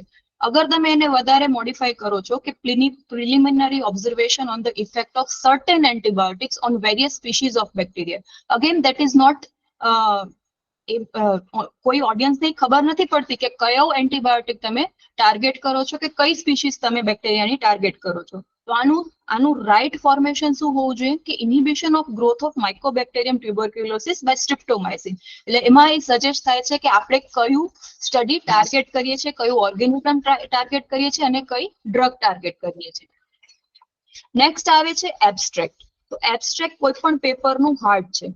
એબ્સ્ટ્રેક્ટ બહુ જ ઇમ્પોર્ટન્ટ સેક્શન છે કારણ કે if I talk about my self, I am very lazy reader. તો હું ખાલી ઘણા પેપર મારે જો રીડ કરવા હોય તો ડાયરેક્ટ એબ્સ્ટ્રેક્ટ પાર્ટ વાંચી લઉં છું કેમ કે એબ્સ્ટ્રેક્ટ પાર્ટમાં બધા જ કમ્પોનેન્ટ્સ, રિસર્ચ કમ્પોનેન્ટ્સનું નિચોડ છે.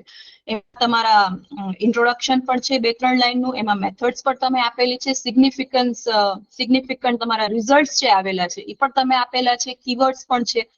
તો એબ્સ્ટ્રેક્ટ એક્ઝેક્ટલી લખવું ક્યારે જોઈએ, જેમ આપણે આગળ પણ જોઈ ગયા કે સૌથી છેલ્લે એબ્સ્ટ્રેક્ટ લખાવવો જોઈએ કેમ કે એ આખા તમારા રિસર્ચની સમરી છે.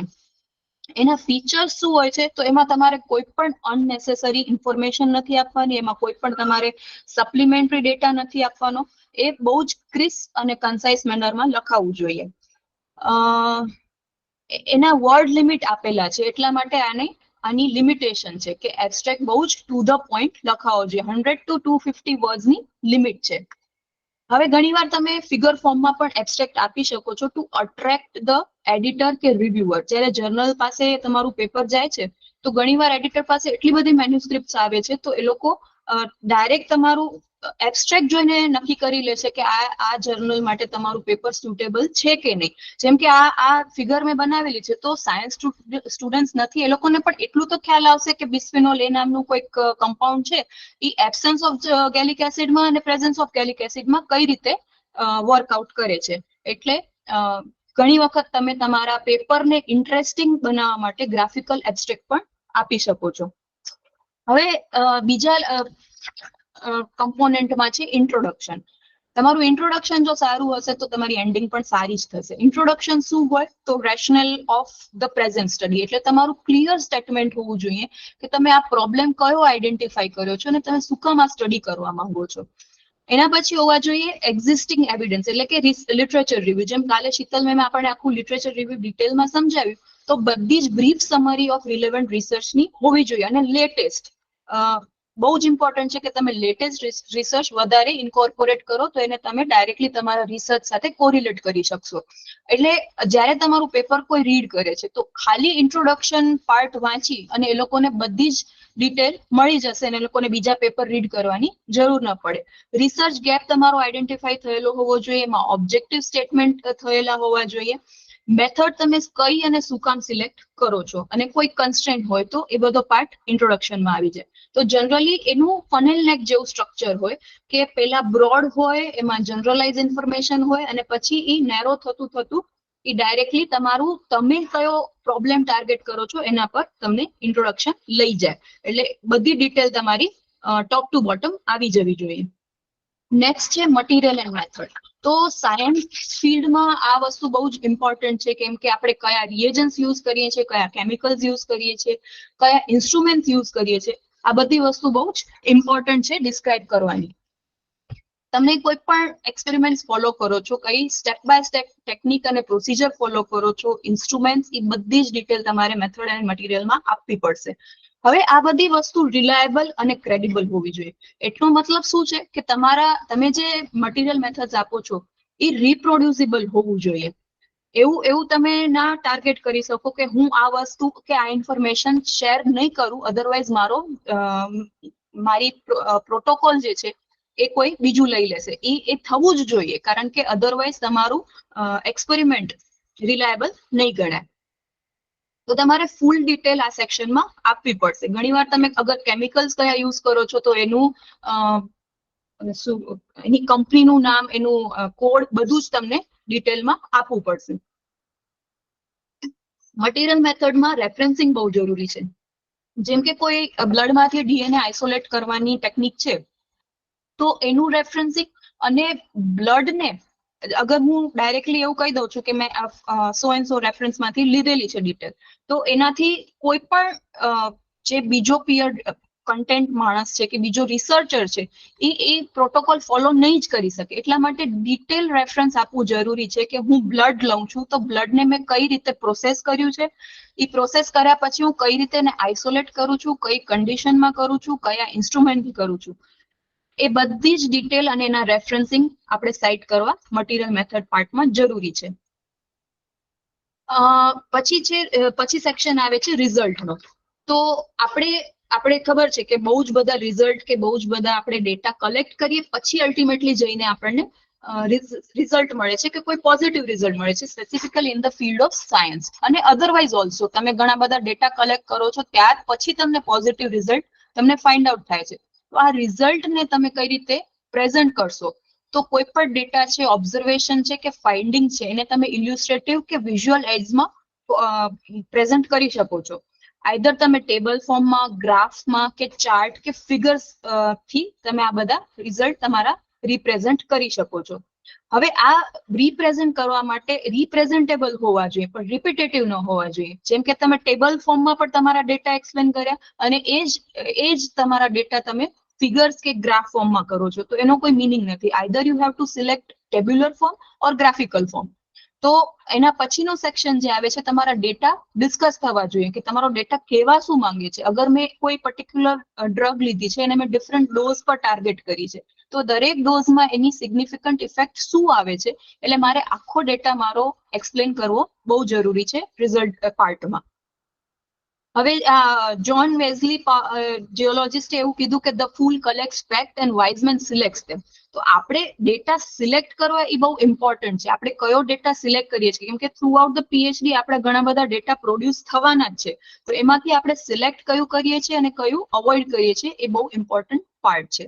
હવે જેમ આગળ કીધું એમ કે ટેબલ્સ અને ફિગર્સ હોવા જોઈએ, એના પ્રેઝન્ટિંગ મેથડ હોય છે કે ફ્લો ચાર્ટ ફોર્મમાં તમે જ્યારે ઘણી વખત મેથડ્સ બી તમને પ્રેઝન્ટ કરવી છે તો એને તમે ફ્લો ચાર્ટમાં પણ તમે બતાવી શકો છો. પ્રોટોકોલ તમે આના પછી આના પછી આના પછી એવી રીતે ફ્લોમાં પણ બતાવી શકો છો. તમે લોકેશન ને મેપ ઓફ ધ સ્ટડી આપી શકો છો કે આ લોકેશનમાંથી તમે આ સ્ટડી કરી. સોશિયલ સાયન્સના સ્ટુડન્ટ છે તો આ લોકેશન ટાર્ગેટ કરેલું છે એનું મેપ પણ આપી શકાય છે. હવે જેમ કે અહીંયા બતાવેલું છે તો આ ગ્રાફમાં ટોટલ નંબર ઓફ પેશન્ટ્સ આપ્યા છે, નંબર ઓફ ઇન્ફેક્શન આપ્યા છે અને average number of hospital in day પ્રમાણે આપેલું છે. તો આની સિમ્પલ એક લાઈન છે કે among the test group of 56 patients who were hospitalized for an average of 14 days, 6 acquired infection. આટલી જનરલ અને સિમ્પલ લાઈનને એ લોકોએ ગ્રાફ ફોર્મેટમાં કર્યું છે તો that is not required.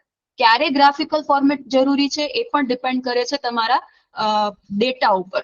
આટલો જ ડેટા છે તો તમારે એને ગ્રાફ ફોર્મમાં ઇન્કોર્પોરેટ કરવાની જરૂર નથી. નીચે જે આપણે જોઈ શકીએ છીએ આ બાજુ ટેબ્યુલર ફોર્મ આપેલું છે કે સ્ટ્રિપ્ટોમાઇસિન અને બીજી ડ્રગ છે અને બંનેનું કોમ્બિનેશન આપેલું છે. એ ટેબ્યુલર ફોર્મમાં આપ્યું છે અને ગ્રાફિકલ ફોર્મમાં પણ આપેલું છે. તો ગ્રાફિકલ ફોર્મ વધારે ઇમ્પોર્ટન્ટ છે. અહીંયા ગ્રાફમાં નીચે ડિટેલ કટ થઈ ગઈ છે પણ એમાં નીચે ડિટેલ પણ આપેલી છે કે સ્ક્વેર કોને પ્રિસ્ક્રાઇબ કરે છે, રાઉન્ડ જે છે એ કોને આઈડેન્ટિફાઈ કરે છે. એટલે જે ઉપરની લાઈન છે જે હાઈએસ્ટ બતાવે છે કે એનામાં ડ્રગની ઇફેક્ટ સૌથી વધારે છે. તો આવા કોઈ કમ્પેરેટિવ ડેટા હશે તો એમાં તમને ટેબ્યુલર ફોર્મ બતાવવાની જરૂર નથી. તો એમાં સારામાં સારો રૂલ શું છે કે if the data shows pronounced trends and making an interesting picture તો ગ્રાફ તમારે યુઝ કરવો જોઈએ. If the numbers just sit there with no exciting trends and evidence, table should be okay. તો ક્યારે ટેબલ યુઝ કરવા, ક્યારે graph use કરવા એ depend કરે છે તમારા ડેટા ઉપર. ઘણી જર્નલમાં એવું હોય છે કે તમારી પાસે બહુ જ બધા ડેટા હોય છે તો એને તમે સપ્લિમેન્ટરી મટીરિયલમાં પણ તમે ઇન્કોર્પોરેટ કરી શકો છો. ઘણી જર્નલ તમને ઈ પ્રોવિઝન આપતી હોય છે કે તમારા વધુ પડતા જો ડેટા છે તો એ આખા પેપરમાં ઇન્કોર્પોરેટ નહીં થાય, પણ તમે એને એડિશનલ ડેટા સેટમાં તમે ઇન્કોર્પોરેટ કરી શકો છો. તમે કોઈ સર્વેસ બનાવો છો કે ક્વેશ્ચનર્સ બનાવો છો તો એને તમે સપ્લિમેન્ટરી ડેટામાં પણ નાખી શકો છો અને ઈ ઓનલાઈન તમે પ્રોવાઈડ કરી શકો છો. જ્યારે તમે પેપર્સ આખા રીડ કરો છો ત્યારે at the end of the paper તમારી પાસે લિંક આવશે જેમાં સપ્લિમેન્ટરી ડેટા આપેલો હશે. હવે આવે છે ડિસ્કશન પાર્ટ, જે આગળ આપણે વાત કરીએ એમ એ બહુ ક્રુશિયલ છે અને ડિફિકલ્ટ પણ છે રાઇટ કરવો, કેમ કે ડિસ્કશન જે છે એ આખા તમારા રિઝલ્ટ ફાઇન્ડિંગની ડિસ્કશન થાય છે કે તમે ઇન્ટરપ્રિટ કરો છો કે આનામાં શું તમે ઇનોવેટિવ રિસર્ચ કરેલું છે, તમારી ફાઇન્ડિંગ શું છે એવી કે જે ઇનોવેટિવ છે, બીજા કરતા અલગ છે, અને you have two compare that with the existing literature also. તમને બીજા જે પણ લિટરેચર રિવ્યુ તમે કરેલા છે એની સાથે એને કોટ કરવા પડશે. કોઈ તમારા એક્સપેરિમેન્ટ્સમાં કોઈ અનએક્સપેક્ટેડ રિઝલ્ટ હોય કે બીજી કોઈ એક્સપ્લેનેશન હોય, that also you have two incorporate in the discussion section. Potential finding કોઈ છે કે હા આ ફાઇન્ડિંગ તમારી પેપરમાં સૌથી અલગ છે તો that also has to be incorporated. ડિસ્કશનનું જે સ્ટ્રક્ચર છે એ ટોટલી રિવર્સ છે ઇન્ટ્રોડક્શન કરતા. જેમ કે ઇન્ટ્રોડક્શનમાં તમે જનરલાઇઝ થી ચાલુ કરો છો, અહીંયા તમે બ્રીફ રીકેપ આપો છો તમારી સ્ટડીનો, તમારું જે સ્ટડી છે એનો આઈડિયા તમે પહેલા આપો છો કે તમારી ફાઇન્ડિંગ શું છે, અને પછી તમે જાઓ છો એના લિમિટેશન સુધી, કન્ક્લુઝન સુધી, એના સ્ટ્રેન્થ સુધી બીજા લિટરેચરને સાઇટ કરીને. નેક્સ્ટ છે કન્ક્લુઝન પાર્ટ. એ કન્ક્લુઝન પાર્ટ એકદમ પ્રિસાઇઝ હોવો જોઈએ, સિગ્નિફિકન્ટ હોવો જોઈએ. ઘણીવાર રીડર કયા સિક્વન્સમાં પેપર રીડ કરશે એ નક્કી નથી. ઘણીવાર કન્ક્લુઝન પાર્ટમાં તમારા આખા પેપરની સમરાઇઝ હોય કે આ પેપરનું જસ્ટિફિકેશન કે પેપરના રિઝલ્ટ શું છે, તો તમારું એવિડન્સ જે સમરાઇઝ કરે છે એ પાર્ટ છે કન્ક્લુઝન. એમાં તમને બધી જ ડિટેલ ખબર હોવી જોઈએ કે આ પેપરનું સાર શું છે, અને એમાં રિકમેન્ડેશન ફોર ફ્યુચર વર્ક પણ હોવું જોઈએ. જેમ કે મારું પીએચડી વર્ક હતું એ લેબ કન્ડિશનમાં હતું. મેં ઇન વિટ્રો કન્ડિશનમાં, જ્યારે આપણે લેબ કન્ડિશનમાં કોઈ વર્ક કરીએ છીએ અને ઇન વિટ્રો કરીએ છીએ, અને જ્યારે એને લેબ કન્ડિશનને સક્સેસફુલી આપણે કોઈ લેબ એનિમલ સુધી લઈ જઈએ છીએ એને ઇન વિવો કહેવાય છે. તો મારા સ્ટડીનું રેકમેન્ડેશન એવું હોઈ શકે કે હું આગળ ઇન વિવો કન્ડિશનમાં પણ આ વસ્તુ ઇમ્પ્લાય કરીશ. તો તમે આ બધી જ્યારે આ બધા ડેટા તમે કલેક્ટ કરો છો ત્યારે તમારા બધા કમ્પોનેન્ટ એક્ઝેક્ટલી પૂરા થાય છે.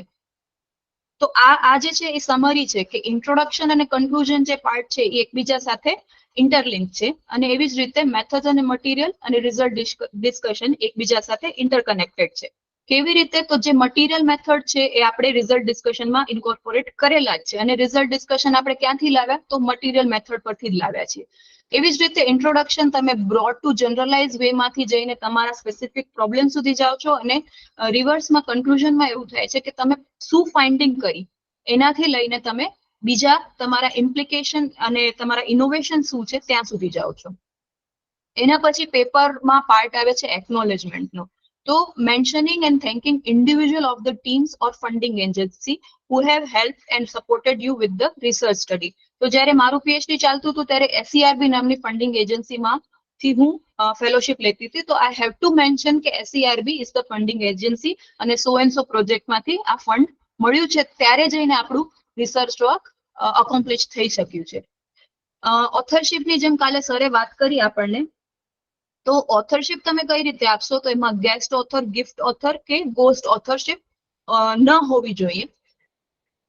આ એક મારા લાસ્ટ યર જે પેપર પબ્લિશ થયું એની એક આઉટલાઇન છે કે તમારે હવે પેપર પબ્લિકેશનમાં ક્રેડિટ્સ આપવાના હોય છે કે આ ઓથરે શું કામ કર્યું છે, ફર્સ્ટ, સેકન્ડ, થર્ડ અને સો ઓન. જેટલા પણ ઓથર છે એ લોકોને ક્રેડિટ આપેલી છે અહીંયા કે એ લોકોનો રોલ એક્ઝેક્ટલી શું છે. એટલા માટે આવી કોઈ ફેક ઓથરશિપનો સવાલ નથી આવતો. યુજીસીએ પણ ઓથરશિપને પર્સન્ટેજ આપેલા છે. આ પર્સન્ટેજ શું કામ જરૂરી છે? જ્યારે તમે કોઈ ઇન્ટરવ્યુમાં જાઓ છો તો તમારે ઇમ્પેક્ટ ફેક્ટર થી તમારા API સ્કોર કાઉન્ટ થાય છે.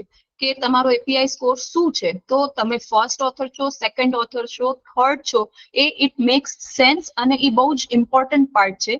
તો યુજીસીની ગાઈડલાઈન પ્રમાણે જો વિધાઉટ ઇમ્પેક્ટ ફેક્ટર વાળી જર્નલમાં આપણે પબ્લિશ કરીએ છીએ તો એના પોઈન્ટ છે. જો 10 થી વધારે ઇમ્પેક્ટ ફેક્ટરમાં આપણે પબ્લિશ કરીએ છીએ તો એના વધારે હાઈએસ્ટ પોઈન્ટ છે. 2 ઓથર હોય છે તો એ લોકોનું contribution 70% of the total value of publication for each of the author છે. અને જો વધારે 2 થી વધારે ઓથર છે તો એ લોકોની કન્ટ્રીબ્યુશન પર્સન્ટેજ વાઇઝ આપેલી છે. પછી આવે છે પ્રિપરેશન ઓફ બિબ્લિયોગ્રાફી. હવે now can anyone tell me what is the difference between references and bibliography? Ma'am references जो हमें जो राइटिंग है हमारा रिसर्च है उससे रिलेटेड हेल्प किया है एंड बिब्लियोग्राफी इज हमने पढ़ा लेकिन वो हमारे काम नहीं आया हो रिसर्च के लिए मे बी इवन दैट. आप थोड़े नजदीक है पर रेफरेंसेस जो हमने पेपर में साइट किया है, આપણે પેપરમાં જે કંઈ પણ સાઇટેશન મૂકેલા છે કે આ પેપરમાંથી મેં આટલી વસ્તુ લીધેલી છે એ રેફરન્સીસ છે. બિબ્લિયોગ્રાફી છે કે મેં આ પેપર રીડ કર્યું કે આ બુક રીડ કરી કે આર્ટિકલ મેગેઝિન કંઈ રીડ કર્યું પણ એને મેં ઇન્કોર્પોરેટ નથી કર્યું તો બિબ્લિયોગ્રાફી પાર્ટમાં એ બધું જ ઇન્ક્લુડ થઈ શકે છે. આનો ઓર્ડર જનરલી આલ્ફાબેટિકલી હોવો જોઈએ કે હોય છે અને દરેક જર્નલ વાઇઝ એનું ફોર્મેટિંગ અલગ હોય છે. તો અગર તમે જો કોઈ પર્ટિક્યુલર સોફ્ટવેર યુઝ નથી કરતા રેફરન્સિંગ માટે તો આઈ રિક્વેસ્ટ કે now is the good time and the right time કે તમે અત્યારે જ ઓપ્ટેન કરી લો. એન્ડનોટ છે, મેન્ડલી છે, ઝુટેરો છે, આ બધા જ ફ્રી સોફ્ટવેર છે અને બહુ જ ઇઝી છે યુઝ કરવા માટે. કારણ કે જ્યારે આપણે અત્યારથી જ આપણી પાસે બહુ જ જર્નલ કે પેપરનું કલેક્શન આવી જશે તો at the end of the PhD આપણે એ બધાને બાયફર્ગેટ કે ફિલ્ટર આઉટ નહીં કરી શકીએ. પણ આ બધા સોફ્ટવેરમાં બધી જ ફાઇલની અલગ અલગ ફોલ્ડર બને છે. તમે એને હાઇલાઇટ કરી શકો છો. ઇવન મેન્ડલી જે મેં યુઝ કરેલું છે એમાં તમે એક ગ્રુપ પણ બનાવી શકો છો જેમ આપણે વોટ્સઅપમાં બનાવીએ છીએ અને એ ગ્રુપમાં તમે એકબીજા સાથે તમારા ગાઈડ સાથે તમારા બીજા કોઈ કલીગ્સ હોય કે કોઈ રિસર્ચર બીજી ઇન્સ્ટિટ્યૂટના હોય એ લોકો સાથે કમ્યુનિકેટ પણ કરી શકો છો. આ એક મારું રિસર્ચ પેપર છે જેની મેં લાઈન લીધેલી છે કે તમારું રિસર્ચ પેપરનું સાઇટેશન જનરલી તમારી સરનેમથી થાય છે. પછી યર આવે, કયા યરમાં પબ્લિશ થયું, title of the research paper, કઈ જર્નલમાં પબ્લિશ થયું, એનું ISSN નંબર હોય તો એનું વોલ્યુમ કયું છે અને એનું આવે છે page number eight the last. હવે સાયન્ટિફિક રાઇટિંગની સ્ટાઇલ તમે ગયા લેક્ચરમાં જોઈ જ ગયા છો કે બધા સબ્જેક્ટ વાઇઝ અને ડિસિપ્લિન વાઇઝ અલગ અલગ હોય છે. એ ફોર્મેટ તમને ફોલો કરવાનું રહેશે. આ એક મેન્ડલી રેફરન્સ મેનેજરની એક લિંક છે કે તમે આ ડાયરેક્ટલી કઈ રીતે યુઝ કરી શકો છો અને એનામાં તમે ડાયરેક્ટલી તમારા સબ્જેક્ટ વાઇઝ સબ્જેક્ટના સબ ટોપિક વાઇઝ તમે ફોલ્ડર્સ બનાવીને તમારા પેપર સ્ટોર કરી શકો છો. હવે આ બધું જ થઈ ગયા પછી ફર્સ્ટ ડ્રાફ્ટ બનશે. તો ફર્સ્ટ ડ્રાફ્ટ એ તમારો રફ ડ્રાફ્ટ છે. તમારે કેટલા બધા ડ્રાફ્ટ તમારા બનશે જેમ કે મારા જ પીએચડીમાં 2016 થી મેં ડ્રાફ્ટ ચાલુ કર્યો હતો રિવ્યુ બનાવવા માટે, રિવ્યુ પેપર લખવા માટે. એ આજ સુધી કમ્પ્લીટ થયો જ નથી કારણ કે એ ડ્રાફ્ટ રિવાઇઝ થયા કરો પણ ક્યારે પણ એનું સેટિસ્ફેક્ટરી રિઝલ્ટ નથી મળ્યું. તો કહેવાનો મતલબ એમ છે કે તમારે ડેડિકેટેડલી ટાઈમ અને વીકલી આર્સ તમારે ફિક્સ કરવા પડશે પેપર રાઇટિંગ માટે. અધરવાઇઝ એ ટાઈમ ક્યાં જતો રહેશે ખબર જ નહીં પડે. પેપર રાઇટિંગ એ કન્ટિન્યુઅસ પ્રોસેસ છે. એ કોઈ તમે અચાનક કરશો અને પબ્લિશ થઈ જશે એવું નથી કારણ કે બહુ જ લેન્ધી અને ટીડિયસ પ્રોસેસ છે. તો જ્યારે તમે રિવાઇઝ કરો છો તો એની પણ એક સ્ટાઇલ હોવી જોઈએ કે ફર્સ્ટ ડ્રાફ્ટ બનાવ્યો તો એને તમે અલગ રીતે સેવ કર્યું છે કેમ કે at the end of publication કે ડ્યુરિંગ ધ પબ્લિકેશન તમને યાદ નહીં હોય કે તમારો કયો ડ્રાફ્ટ તમે અત્યારે કમ્યુનિકેટ કર્યો છે. દરેક ડ્રાફ્ટ સેવ કરવા જરૂરી છે કારણ કે ઘણી જર્નલ કોઈ ઇન્ફોર્મેશન ઇન્કોર્પોરેટ કરવા કહેશે, ઘણી જર્નલ એવું કહેશે કે તમે આ બધા ડેટા તમારે એલિમિનેટ કરી નાખો. તો બધી જ ટાઈપના તમારા ડ્રાફ્ટ તમારી પાસે સેવ હોવા જોઈએ અને એ મેનરમાં સેવ હોવા જોઈએ કે ક્યારે પણ તમે જે પણ ડ્રાફ્ટ શોધવા માંગો એ અવેલેબલ હોવું જોઈએ. ગ્રામર ચેક અને સ્પેલ ચેક બહુ જ જરૂરી છે. ગ્રામરલી ને બધા સોફ્ટવેર અવેલેબલ જ છે પણ તે છતાંય વારંવાર રીડિંગ કરી અને તમે આ વસ્તુ રિવાઇઝ કરી શકો છો. જેમ કે તમે કોઈ રિસર્ચ કરો છો પેસમેકર ઉપર, એ પીસમેકર થઈ જાય તો ગ્રામર ચેક કે ગ્રામરલી એ ભૂલ આઈડેન્ટિફાઈ નહીં કરી શકે. તો આવી બધી નાની નાની ભૂલ જે છે એ તમારે જાતે જ વાંચી અને એને શોધવી પડશે. તમે તમારા કલીગ્સને પણ આપી શકો છો, તમે તમારા ગાઈડને પણ આપી શકો છો રીડ કરાવવા માટે, પ્રિન્ટ કરીને એ વસ્તુ વાંચી શકો છો. અને જેટલું રિવાઇઝ કરશો, જેટલું રીરાઇટ કરશો, એનાથી તમારું જે ફાઇનલ ડ્રાફ્ટ બનશે એ બહુ જ ક્લિયર, ક્લીન અને કન્સાઇઝ બનશે. તો જ્યારે પણ તમારી કોઈ કમેન્ટ્સ આવે છે સર પાસેથી, ગાઈડ પાસેથી કે પ્રોફેસર પાસેથી, તો એને બહુ સિરિયસલી લઈ અને તમારે એને રિવાઇઝ કરવાનું છે. તો જે સારી રાઇટિંગ છે એ મેટર ઓફ ગુડ રિવાઇઝિંગ છે. જેટલું તમે સારી રીતે રિવાઇઝ કરશો એટલી તમારી રાઇટિંગ સારી થશે. ઘણા પેપર મેં કરેલા હતા તો એની રિવિઝન બહુ જ બધી વાર આવેલી છે, કારણ કે સાયન્ટિફિક રાઇટિંગ કરવું બહુ ડિફિકલ્ટ છે. હવે નેક્સ્ટ સ્ટેપ આવે છે, આ બધું જ થઈ ગયું, મારું પેપર આખું કમ્પ્લીટ થઈ ગયું. નેક્સ્ટ સ્ટેપ આવે છે ફાઇન્ડિંગ ધ જર્નલ. તો જર્નલ ફાઇન્ડ આઉટ કરવી પણ બહુ જ ઇમ્પોર્ટન્ટ છે કે મેં કોઈ ડિસ્કવરી કરી લીધી, હવે હું કઈ જર્નલ ટાર્ગેટ કરું. કારણ કે કોઈ પણ જર્નલ ટાર્ગેટ કરવી, કોઈ રેન્ડમ જર્નલ ઉઠાવીને હું ટાર્ગેટ કરું તો એ મારી ટાર્ગેટેડ ઓડિયન્સ સુધી નહીં પહોંચે. તો મારું પેપર કોઈ વાંચતું જ નથી, મારી ડિસ્કવરી કોઈ જોતું જ નથી, તો એનો મતલબ શું રહેશે? કમ્યુનિકેશન, જે આપણે આગળ વાત કરી કે કમ્યુનિકેટ વ્યવસ્થિત થવું જોઈએ. હું મારા લેબમાં ફાઇન્ડ આઉટ કરું છું કે મેં કોઈ ડ્રગ શોધી જે કેન્સર સેલને ઇફેક્ટિવલી કિલ કરે છે, પણ હું એને પબ્લિશ જ નથી કરતી. કે જેમ કે કોવિડ વેક્સિન હતું, તો એ લોકોએ કમ્યુનિકેટ જ ન કર્યું તો વેક્સિન આપણા સુધી કેવી રીતે પહોંચે? તો ડિસાઇડિંગ ઓન ધ જર્નલ. તો પેપર રેડી થઈ ગયું અને પબ્લિશ ક્યાં કરું એ સૌથી મોટો ક્વેશ્ચન છે. પણ પેપર પબ્લિશ કરતા પહેલા કે લખતા પહેલા થોડીક તમારે સ્ક્રુટિની કે થોડુંક ફિલ્ટર કરી લેવું પડે કે જર્નલ કઈ તમે ટાર્ગેટ કરવા માંગો છો. કેમ કે દરેક જર્નલના ફોર્મેટ ઓફ રિસર્ચ રાઇટિંગ બહુ ડિફરન્ટ હોય છે. ઘણીવાર ઘણા બુલેટ પોઈન્ટ્સ આપે છે, ઘણા સબ પોઈન્ટ આપે છે, સબ હેડિંગ આપે છે, એ લોકોની રેફરન્સ સ્ટાઇલ આખી અલગ હોય છે. તો જર્નલ ટુ જર્નલ તમારી દરેક વખતે સ્ટાઇલ ચેન્જ થાય છે. જેમ કે અમે કોઈ જર્નલમાં ટાર્ગેટ કરીને એમાં પેપર પબ્લિશ કમ્યુનિકેટ કર્યું, એ પેપર રિજેક્ટ થયું અને પાછું આવે છે, તો હું બીજી જર્નલ ટાર્ગેટ કરું છું, તો again I have to revise my whole publication research writing, કારણ કે એ જર્નલની ફોર્મેટિંગ આખી ડિફરન્ટ છે. તો કન્સિડર તમને કરવું પડશે કે કઈ જર્નલ તમે ટાર્ગેટ કરો છો. ઘણીવાર કોઈ જર્નલની વેબસાઇટ ઉપર પણ તમને ઓથર ઇન્સ્ટ્રક્શન આપેલી હોય છે, જે કમ્પ્લીટ અને ક્લિયર મેનરમાં બતાવી હોય છે. એને અલગ અલગ નામથી લખે છે એ લોકો, કે ગાઈડ ફોર ઓથર કે સબમિશન ઇન્સ્ટ્રક્શન.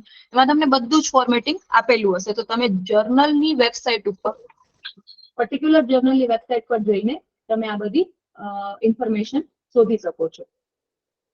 હવે ઘણીવાર એવું થાય કે મારો જે ટોપિક છે એના માટે 2-4-6 ઘણી બધી જર્નલ સુટેબલ છે. તો એમાંથી હું કઈ રીતે આઈડેન્ટિફાઈ કરીશ કે કઈ જર્નલ વધારે સુટેબલ છે? તમે કોઈ કહી શકશો કે તમે જર્નલ, 3 ટાઈપની જર્નલ છે, તો તમે કઈ જર્નલ તમારા રિસર્ચ માટે તમે સિલેક્ટ કરશો? UGC listed or peer reviewed. Exactly. કારણ કે એ બધી વસ્તુ બહુ જ ઇમ્પોર્ટન્ટ છે. કોઈ પણ તમે ફેક કે ગાર્બેજ જર્નલમાં તમે અગર પબ્લિશ કરી નાખ્યું તો એને કોઈ સાઇટ જ નથી કરવાનું, એને એ ટાર્ગેટ ઓડિયન્સ સુધી પહોંચવાની જ નથી, એ રીડ જ નથી થવાનું.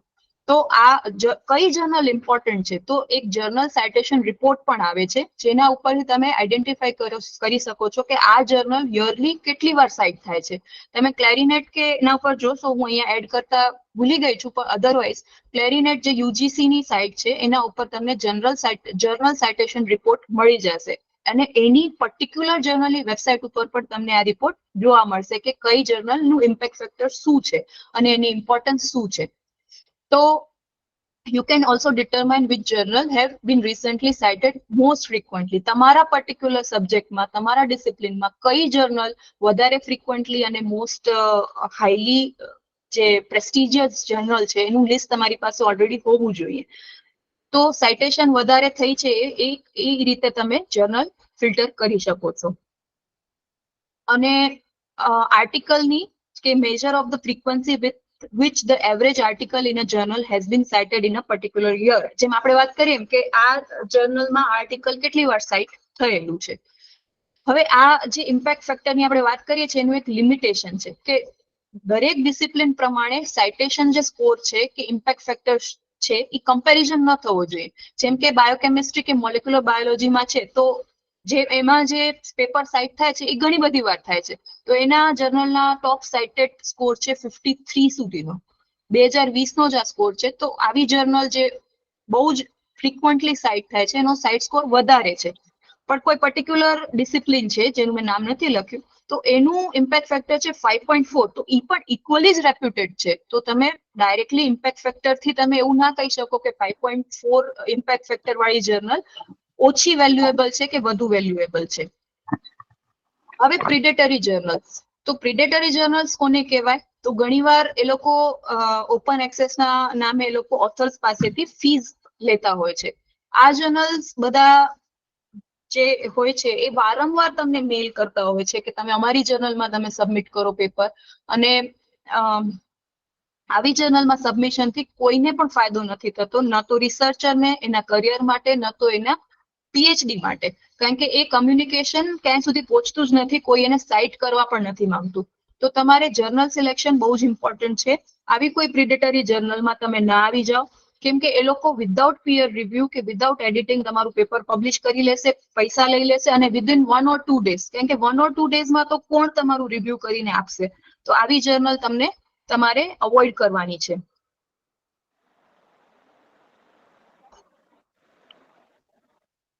ઘણી જર્નલમાં કવર લેટર, ઓલમોસ્ટ બધી જર્નલમાં કવર લેટર હોય છે. તો એના પણ ફોર્મેટિંગ હોય છે. તમારે અફિલિએશન આપવું પડે, કઈ યુનિવર્સિટી કે કઈ ઇન્સ્ટિટ્યૂટથી તમે કામ કરો છો, કોન્ટેક્ટ ઇન્ફોર્મેશન, તમારો કોરસ્પોન્ડિંગ ઓથર કોણ છે જે ડાયરેક્ટ કમ્યુનિકેશન કરશે એડિટર સાથે, રિવ્યુઅર સાથે.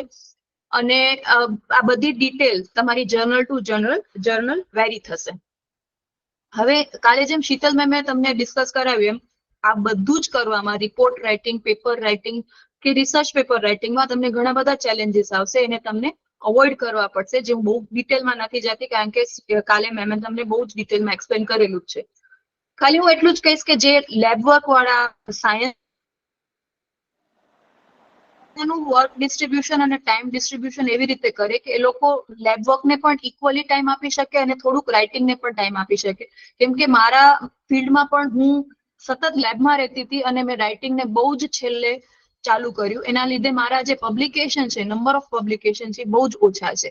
તો એવું ન થાય એટલા માટે તમે બંને વસ્તુ સાથે સાયમલ્ટેનિયસલી તમે કરો તો એ વધારે બેટર રહેશે. જ્યારે તમારા મનમાં બહુ જ બધા આઈડિયા હશે પણ તમે જ્યારે લખવા બેસશો, ત્યારે તમે પેપર લખવા, ત્યારે તમને કાંઈ જ નહીં યાદ આવે. એટલે થોડું કરીને તમે એ વસ્તુને કમ્પાઇલેશન કરી શકો છો. ફર્સ્ટ યરમાં તો બધા જ બહુ એન્થુઝિયાસ્ટિક હશે, બધા બહુ એનર્જેટિકલી સ્ટાર્ટ કરશે. પણ સેકન્ડ થર્ડ યરમાં થોડા ડાઉન થઈ શકે છે, થોડા પ્રોબ્લેમ્સ આવી શકે છે. તો તમારે ઓલવેઝ ટ્રાય કરવાની કે તમે કોઈ તમારી જે કઈ ફાઇન્ડિંગ્સ છે, જે કઈ તમારું રિસર્ચ છે, તમે એ પ્રેઝન્ટ કરો કોઈ કોન્ફરન્સીસમાં, તમે અટેન્ડ કરો કોઈ સેમિનાર્સ. ઓલ્સો તમે કોઈ કોર્સિસ અટેન્ડ કરી શકો છો. જેમ કે હવે બધા બહુ એઆઈ ટૂલ્સ આવી ગયા છે, તો આપણે બધા જ એઆઈ ટૂલ્સ થી ફેમિલિયર નથી. આ રેફરન્સ મેનેજર ટૂલ્સ છે, જેમ કે મેન્ડલી છે, તો ઘણા બધાને મેન્ડલી કદાચ નહીં ખબર હોય, તો યુટ્યુબ પર બધા જ વિડીયોઝ અવેલેબલ છે. તો જ્યારે પણ તમે ક્યારે ડાઉન ફીલ કરો તો યુ જસ્ટ ગો થ્રુ અને try to learn whatever જે પણ કંઈ અવેલેબલ છે એનામાંથી તમે શીખવાની કોશિશ કરો અને એને તમારા રિસર્ચને ઇઝી બનાવવાની કોશિશ કરો. હવે જ્યારે તમે કોઈ પ્રેઝન્ટેશન આપવા જાઓ છો, તમારી પાસે ડેટા કલેક્શન તો બહુ બધા વર્ષથી કરો છો, ડેટા ઇન્ટરપ્રેટ તમે થોડાક વર્ષ કરો છો, પણ જ્યારે પ્રેઝન્ટેશનનો વારો આવશે તો એક જ દિવસમાં, એક જ કલાકમાં તમારું પતી જાય છે. તો પ્રેઝન્ટેશન ઓફ ડેટા પણ તમારો જ્યારે કોન્ફરન્સીસમાં કે તમે જાઓ છો એ પણ બહુ ઇમ્પોર્ટન્ટ પાર્ટ છે. હવે આ વર્ક લાઈફ બેલેન્સની આપણી તો વાત કરી લીધી છે અને તમારે ઇનફ ટાઈમ આપવું પડશે, આને ડેડિકેટેડ ટાઈમ આપવો પડશે. એવું પણ ધ્યાન રાખવાનું કે તમારો થોડોક બ્રેક, પેપર રાઇટિંગમાં તમે લીધેલો થોડોક બ્રેક ક્યાંક બહુ જ વર્ષો ના નીકળી જાય. જેમ કે મારા અમુક પેપર્સ છે જે મેં ક્યારે સ્ટાર્ટ કર્યા હતા પીએચડી ટાઈમમાં, અને હવે જઈને છેક 2023માં પબ્લિશ થયા. મારું પીએચડી કમ્પ્લીટ થયું 2019માં. તો એવું ના થવું જોઈએ કે ગેપ એટલો બધો વધી જાય, કેમ કે પછી અગેન તમને જ્યારે જોબ માટે જાઓ છો કે પોસ્ટ ડોક્ટરેટ માટે જાઓ છો તો એ બધો ગેપ તમારો ત્યાં દેખાશે, સીવી ઉપર દેખાશે. મારા ગાઈડ હંમેશા કહેતા કે publication is the identity of the researcher. તમારી રિસર્ચ, કોઈ પણ રિસર્ચર છે તો એની આઈડેન્ટિટી જ પબ્લિકેશન છે, કે તમે કેટલા પબ્લિકેશન કરેલા છે. તમારા સુપરવાઇઝર સાથે પણ તમારી હેલ્ધી રિલેશનશિપ હોવી જોઈએ. ઘણીવાર એ લોકો એબસેન્સ હશે, એ લોકોના બીજા કમિટમેન્ટ્સ હશે, કોઈ કન્ફ્લિક્ટ હોય તો અવોઇડ કરવા પડશે. તમે કોઈ કમ્યુનિટી પર જોઈન કરી શકો છો, જેમ કે ઇન્સ્ટાગ્રામની જગ્યાએ તમે ટેલિગ્રામમાં હવે બહુ જ બધા રિસર્ચના ગ્રુપ્સ હોય છે. રિસર્ચ ગેટ કે લિંક્ડઇન યુઝ કરી શકો છો, જેમાં તમને થોડું મોટિવેશન મળશે, કયું રિસર્ચ ક્યાં થશે. ઇવન અમે લોકોએ અમારા જે લેબના મેથડ્સના પ્રોબ્લેમ્સ હતા એ અમે આવી રીતે રિસર્ચ ગેટ કમ્યુનિટી પર કમ્યુનિકેટ કરીને સોલ્વ કરેલા છે. અને જ્યારે અલ્ટિમેટલી તમારું ફાઇનલી આ બધી જ હર્ડલ પછી પેપર પબ્લિશ થશે ત્યારે તમને એક સેન્સ ઓફ સેટિસ્ફેક્શન હશે જ કે તમારું પેપર કોઈ સારી જર્નલમાં, સારી ઇમ્પેક્ટ ફેક્ટરમાં પબ્લિશ થયું છે. મેં મારા સરનું ગૂગલ સ્કોલર સાઇટેશન પેજ લીધેલું છે, જેમાં સર એકચ્યુઅલી જેમ આપણે સવારે જ વાત થઈ એમ એમના હાઈએસ્ટ સાઇટેશન છે આ ઇન્સ્ટિટ્યૂટમાં. તો જ્યારે આવા ગાઈડ સાથે કામ કરવું હોય તો તમારો પણ પેસ એટલીસ્ટ ફાસ્ટ હોવી જોઈએ કે પબ્લિકેશન ફાસ્ટ થવા જોઈએ, પણ જે હું પણ ટ્રાય કરી રહી છું. તો આમાં એચ ઇન્ડેક્સ ને I10 ઇન્ડેક્સ આપેલા છે. કોઈને ખ્યાલ છે એચ ઇન્ડેક્સ શું છે રિસર્ચ પેપરમાં, કે I10 ઇન્ડેક્સ શું છે?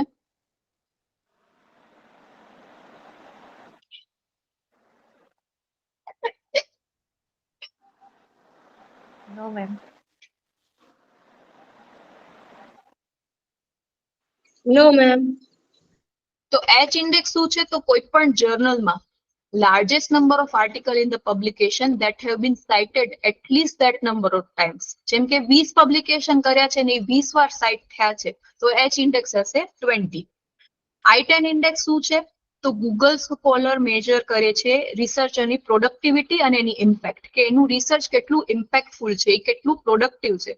હવે તમે જઈને જોજો, જ્યારે ગૂગલ સ્કોલર તમે જુઓ ત્યારે તમે કોઈ પણ તમે જે કોઈ સાયન્ટિસ્ટને ફોલો કરતા હો, તમારા પીએચડી ડ્યુરિંગ યોર પીએચડી તમારી પાસે લિસ્ટ હોવું જોઈએ કે તમારા ફેવરેટ સાયન્ટિસ્ટ કોણ છે, તમે કયા સાયન્ટિસ્ટનું વર્ક ફોલો કરો છો, અને એ સાયન્ટિસ્ટનું કઈ ટાઈપના પબ્લિકેશન કરે છે, એ લોકોનો સ્કોર શું છે, એ લોકોનો સાઇટેશન કેટલું છે.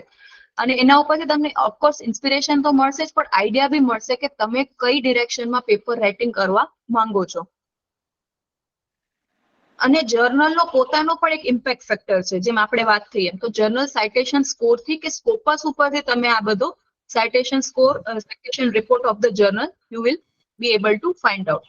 So thank you very much. I hope કે આ પછી તમે એટલીસ્ટ તમારું પબ્લિકેશનનું રિસર્ચનું સ્કેલેટન તૈયાર કરી શકો એટલી ઇન્ફોર્મેશન તમારી પાસે અત્યારે થઈ ગઈ હશે. Thank you very much.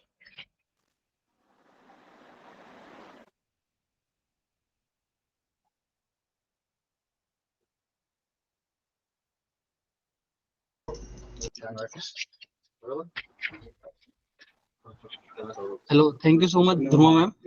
હવે કોઈને ડાઉટ હોય તો પૂછી શકે છે.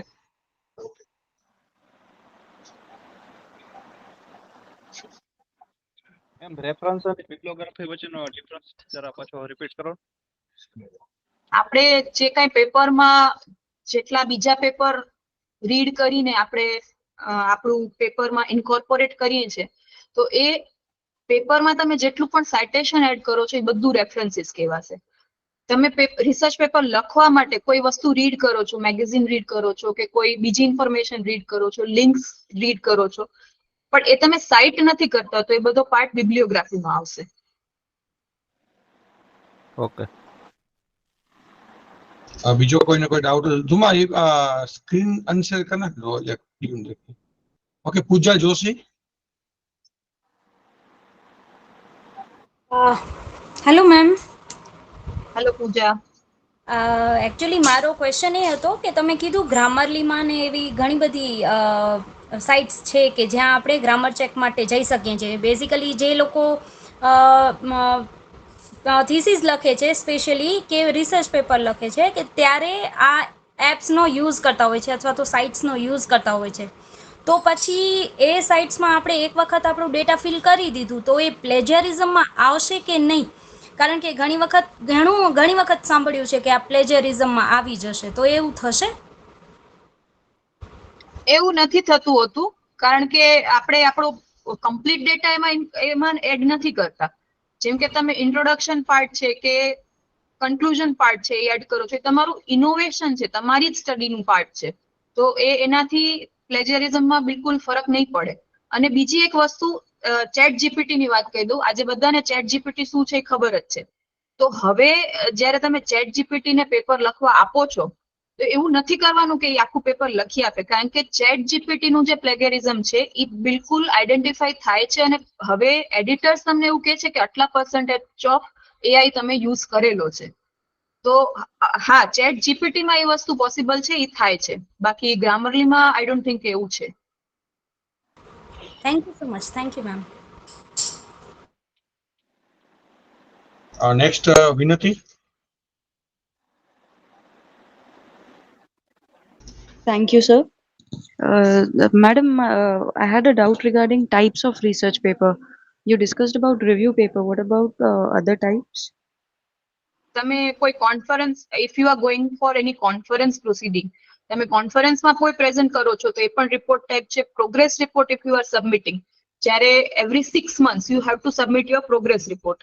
તમે કોઈ ફંડિંગ એજન્સી પાસેથી ફંડ લીધેલું છે, ગ્રાન્ટ લીધેલી છે, તો you have to submit your utilisation certificate also. તો ત્યારે પણ તમને તમારો પ્રોગ્રેસ રિપોર્ટ આપવો પડશે કે મેં આટલી પ્રોગ્રેસ કરેલી છે. Now you need more fund next સેમેસ્ટરનું કે નેક્સ્ટ ફર્ધર યરનું તમને ફંડિંગ જોઈએ છે. તો આ બધા ટાઈપ્સ છે રિસર્ચ રાઇટિંગના. રિવ્યુ પેપર, આપણી આ રિસર્ચ પેપર, પ્રોગ્રેસ રિપોર્ટ, બધું જ રિસર્ચ રાઇટિંગ જ છે. પોસ્ટર પ્રેઝન્ટ કરવા જાઓ છો એ પણ એક રિસર્ચ રાઇટિંગનો જ પાર્ટ છે. Okay, thank you, ma'am.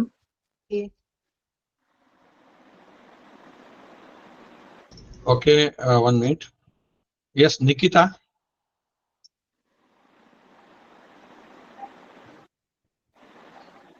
Raj Patel.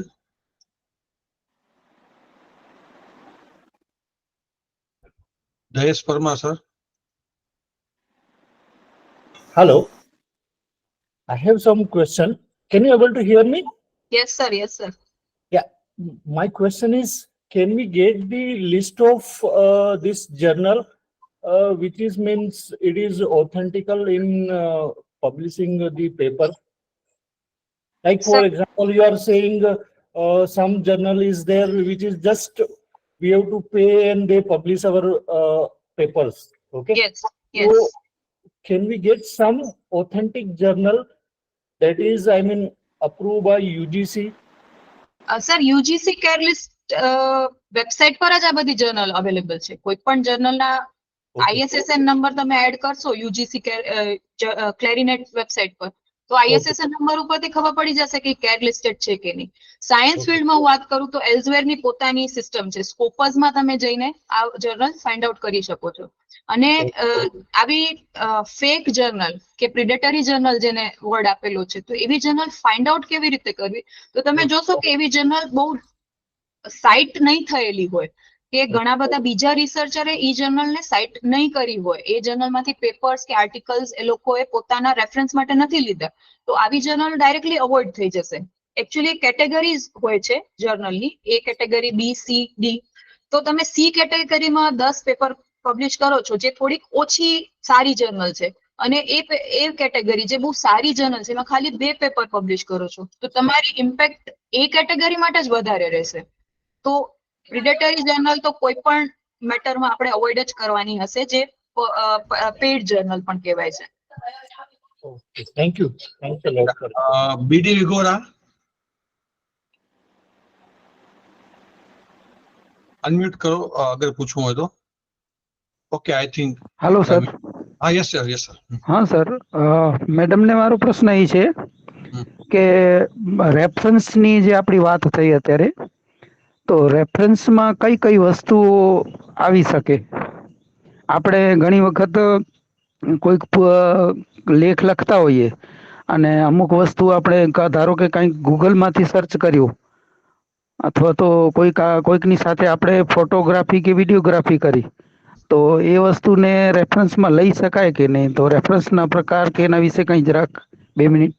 Sir, તમે બિબ્લિયોગ્રાફીમાં એ લિંક તમે શેર કરી શકો છો કે આ લિંક ઉપરથી તમે લીધી છે. બાકી કોઈ બુક હોય તો બુક ચેપ્ટર હોય તો તમે આખી બુકની ડિટેલ આપી શકો છો, કયું વોલ્યુમ છે, કઈ એડિશન, પેજ નંબરથી તમે કયા પેજ નંબરથી તમે રેફરન્સ લીધેલું છે. જી મેડમ. Okay okay. થિંક હવે કોઈ હાથ હેન્ડ રેઝ નથી. So I think it was very informative lecture Dhruva, and thank you so much.